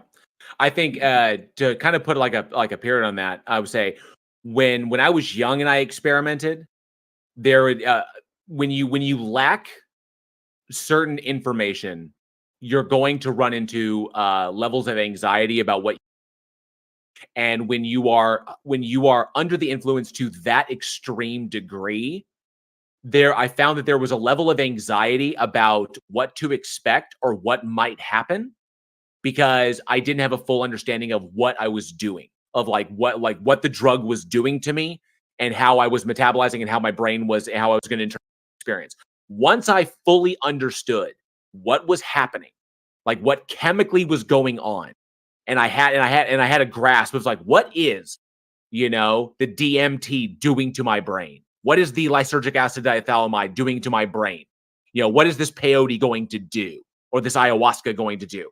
Once I understood how those things happen with, serotonin reuptake inhibitors, stuff like that, once I understood these, it actually allowed me to enjoy the trip more, because I had no expectation of something beyond. So I was actually able to enjoy the experience for what it was, instead of trying to derive something grander from something. Because when people who undergo these things and they have this expectation to derive something grander from these things, if that doesn't happen, they'll leave the trip with a feeling of disappointment, that what they expected to happen didn't happen, or didn't conform to what or they didn't get what they expected. Maybe they get something different, and now all of a sudden they're in a state of confusion, and then the anxiety doesn't leave. So you basically carry your anxiety into the trip. The anxiety informs your trip, and then you walk out of the trip with anxiety. And I've always felt that sucked. Once I was able to understand these things, my anxiety left, and I was able to enjoy the experience for what it was. Just to kind of like think about things from different perspectives, to kind of like, or to come at creativity from another angle. I liked that aspect. But as far as like deeper truths or like an understanding of like grander ontology, that it's not there. It typically comes out like, what I found is that the experience generally, what they take away from the trip is just what they already priorly believe. And because that confirmation bias cannot be eliminated, like I said before, that there's really no validation to it. It's just a personal experience is really all it is. Cool. Interesting. I mean, I have a different take on it, but interesting. Absolutely. Yeah. It's, like I said, and- that subjective experience is yours, you know? And I know we said a lot, but if you would like to say something as a final word, and then keep on. We're going to keep on doing this, so keep on coming on and tell us your full, side of the story. All right. Well, in short, I believe that the entheogens are the light that's spoken about in the Bible when they ingested a substance and then say, "I see the light." There actually was a real light that they were seeing, and the substance they were ingesting was not a wheat wafer. Right. I believe that the NN-DMT and the 5-MeO-DMT that lives inside of the human body alongside of us, the corrupt human spirit, I believe that those two molecules are living beings, infinitely more intelligent and advanced than humans, and I believe they have a will and laws of their own. I believe they're the God that has been worshipped throughout the ages by all of the true believers. Interesting. I know Taco has often talked about how Shrum experience is likely what what resulted in the Quran. Specifically, it's more likely that Muhammad was high as shit on shrooms and actually spoke to an angel. That's my argument. I'm there is a deep-rooted history of shroom usage in Egypt, which Aryan Christianity is from, which Waraka, who was the Aryan scholar that schooled Muhammad, get it? That's bad words there. But about Aryan Christianity, right? And so, even in Christianity, this was huge until like the 1800s or so, and then they just stopped doing it. It was a whole mystical thing for Christians. Yeah, I definitely believe Muhammad was ingesting mushrooms and other entheogens. It says he was sweating balls in the. I can't remember if that was in the Quran or the Hadiths, but it said he received a revelation, one of the later ones, and he was like sweating balls. It sounded like they were describing a shroom trip. Yeah, I would agree with that, because after an LSD trip, after like an LSD run, I bathe so bad. I do. Like I need to shower and sleep, and then I always wake up feeling like $1 million after the fact. But the come down is always trash. You always feel like crap afterwards.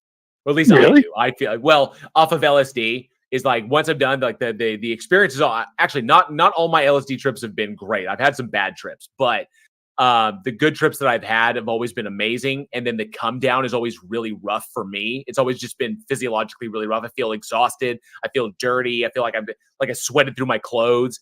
And then I jump in the shower, take a scalding hot shower, clean myself, and then I just jump on the bed. I'm out for like 10 hours. I wake up and I feel like I feel like $1 million. Every time it works, it's like clockwork. It's like, I know what I'm going to do. I'm going to come down. I'm going to go home, get in the shower, cleanse myself, fall in the bed, pass out. I'll be out for like 10 hours, wake up, and I will feel like I can win a gold medal. It's like, I'm going to go to the Olympics right now. I always feel like $1 million after the fact. Returning to my baseline is always an incredible experience. It's like, and I can just take on the world. I love it. Could you share an example of what you call a bad trip? What is it you saw? The worst trip I ever had started out with me. I got the impression that there were that the environment I am was really, really, and so I got the impression that there were insects everywhere that wanted to do me harm.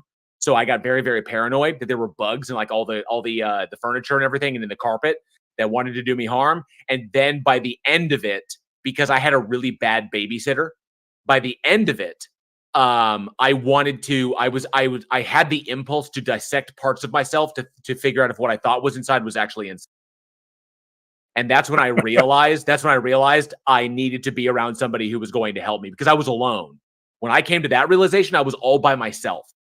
And because my babysitter got bored and they left me to my own devices. And I was like, so I quickly found a friend who I knew would support me. and I went and I got around them. And it was like, because it was a bad night overall. You know, we started off negative. We didn't have the right reasons for doing it. The environment I was in was dirty. It was chaotic. I took all that into the experience, started questioning everything, got really super paranoid. And then we watched a movie. Actually, it was an anime called Lane, which is already a psychological mindfuck if you're sober. And then by the end of it, I started questioning like reality, like, is what I think is in my arms, like really in my arms, and really wondering if I could like go and look. And and it was at that moment I was kind of like, I'm in a bad place. I need to go find a safe place because this is not good.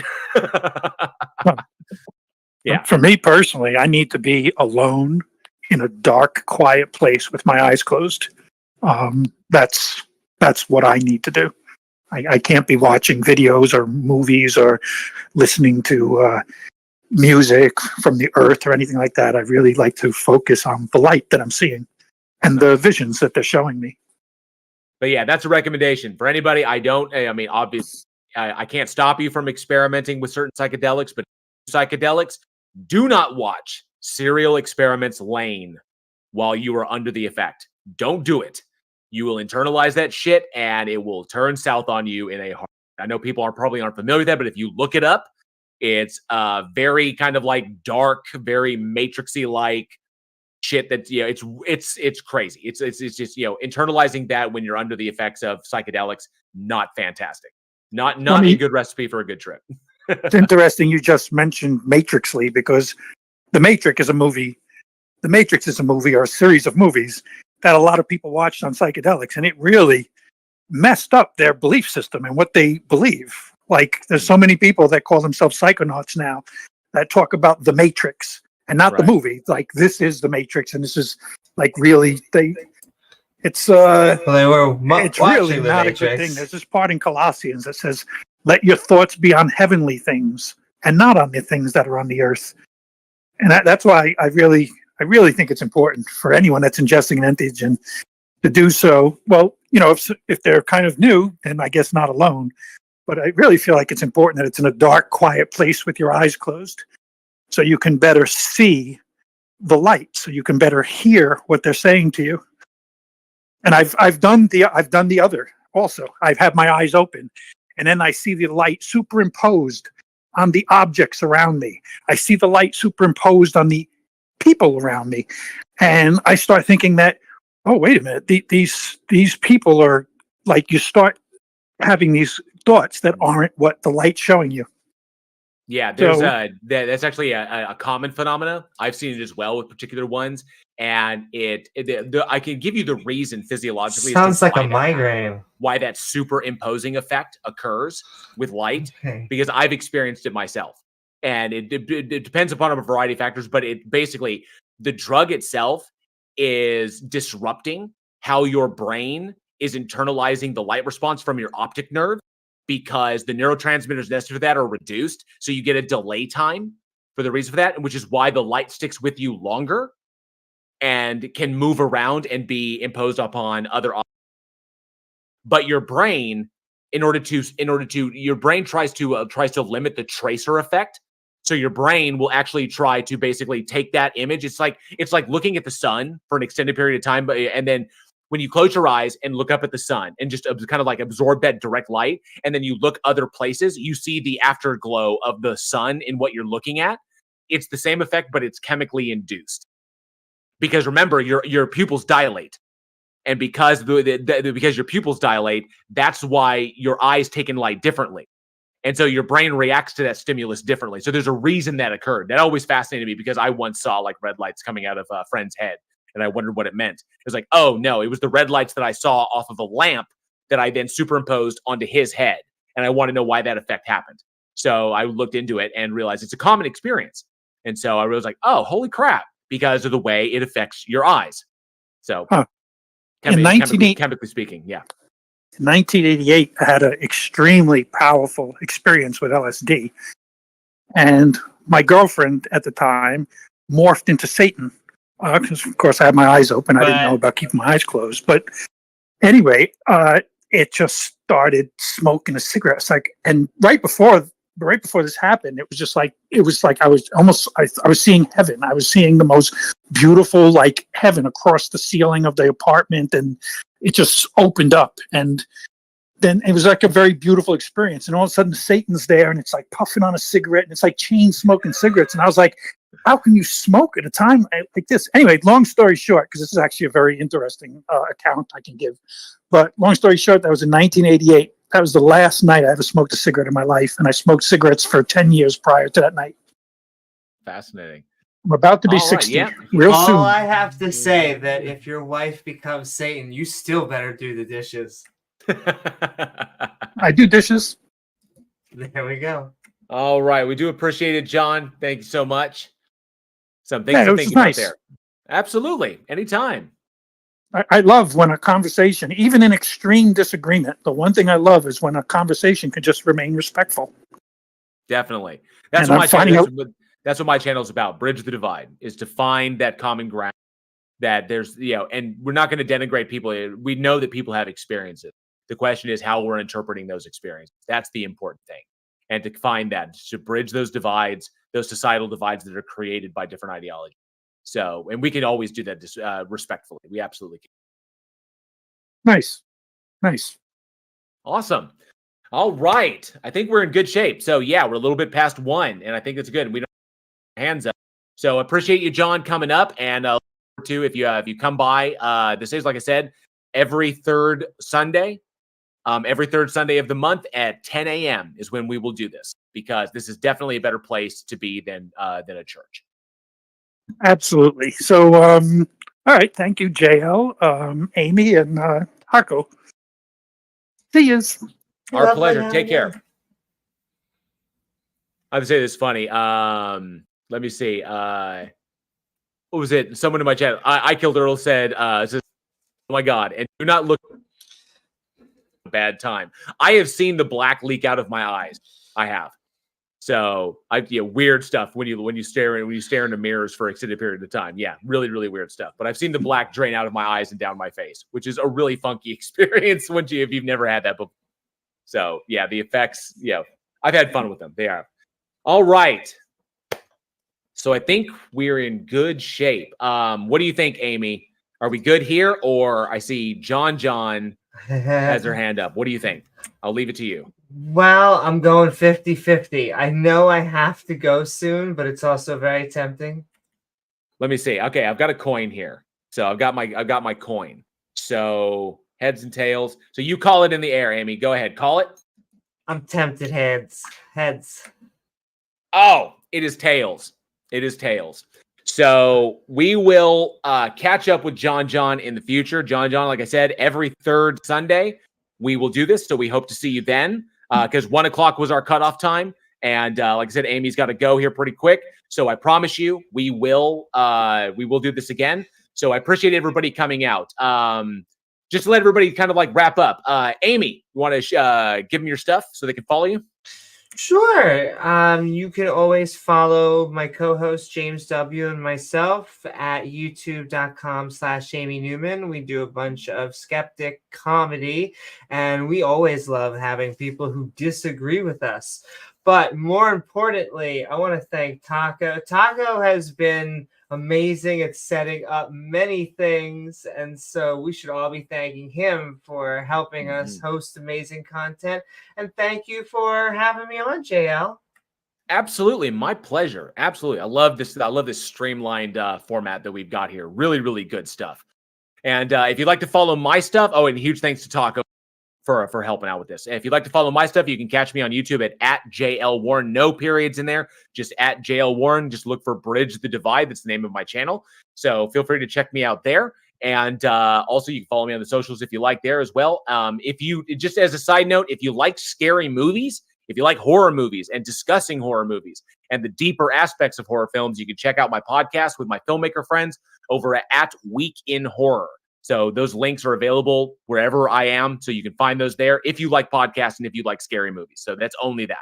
But other than that, you can find me on my YouTube channel. So I appreciate that. And of course, these stages will be presented live chats via my channel and via the guest channel as well. It's on Amy's channel right now.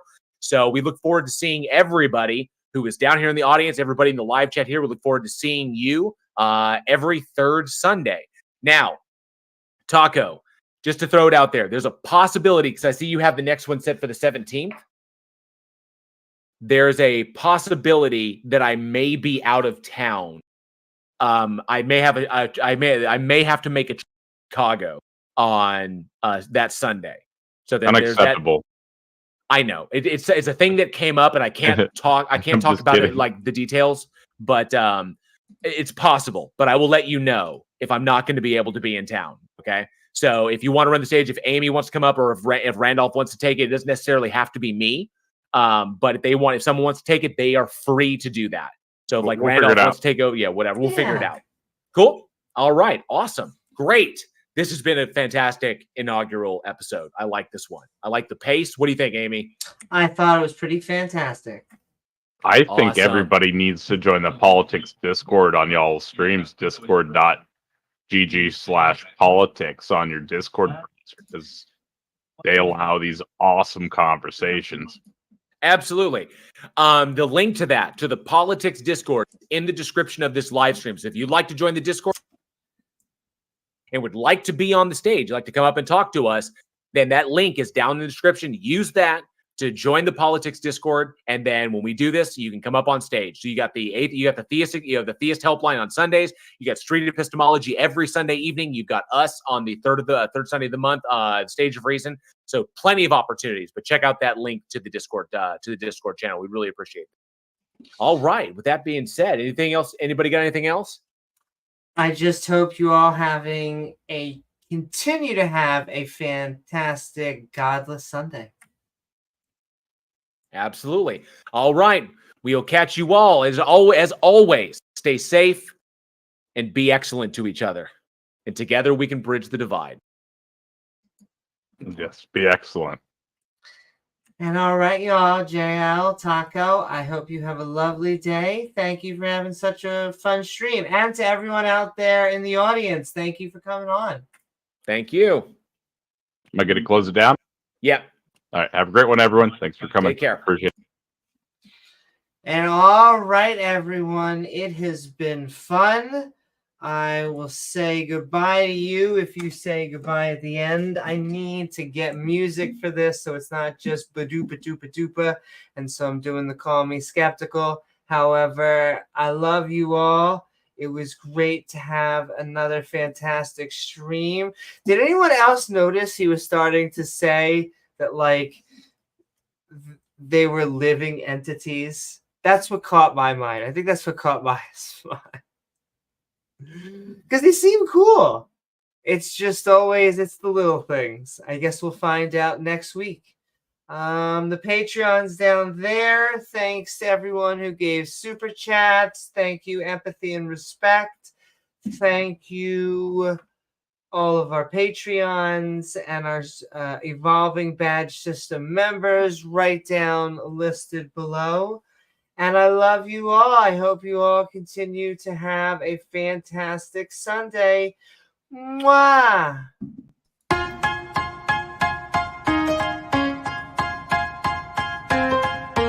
Like, follow, and subscribe. All the things right here in my bed.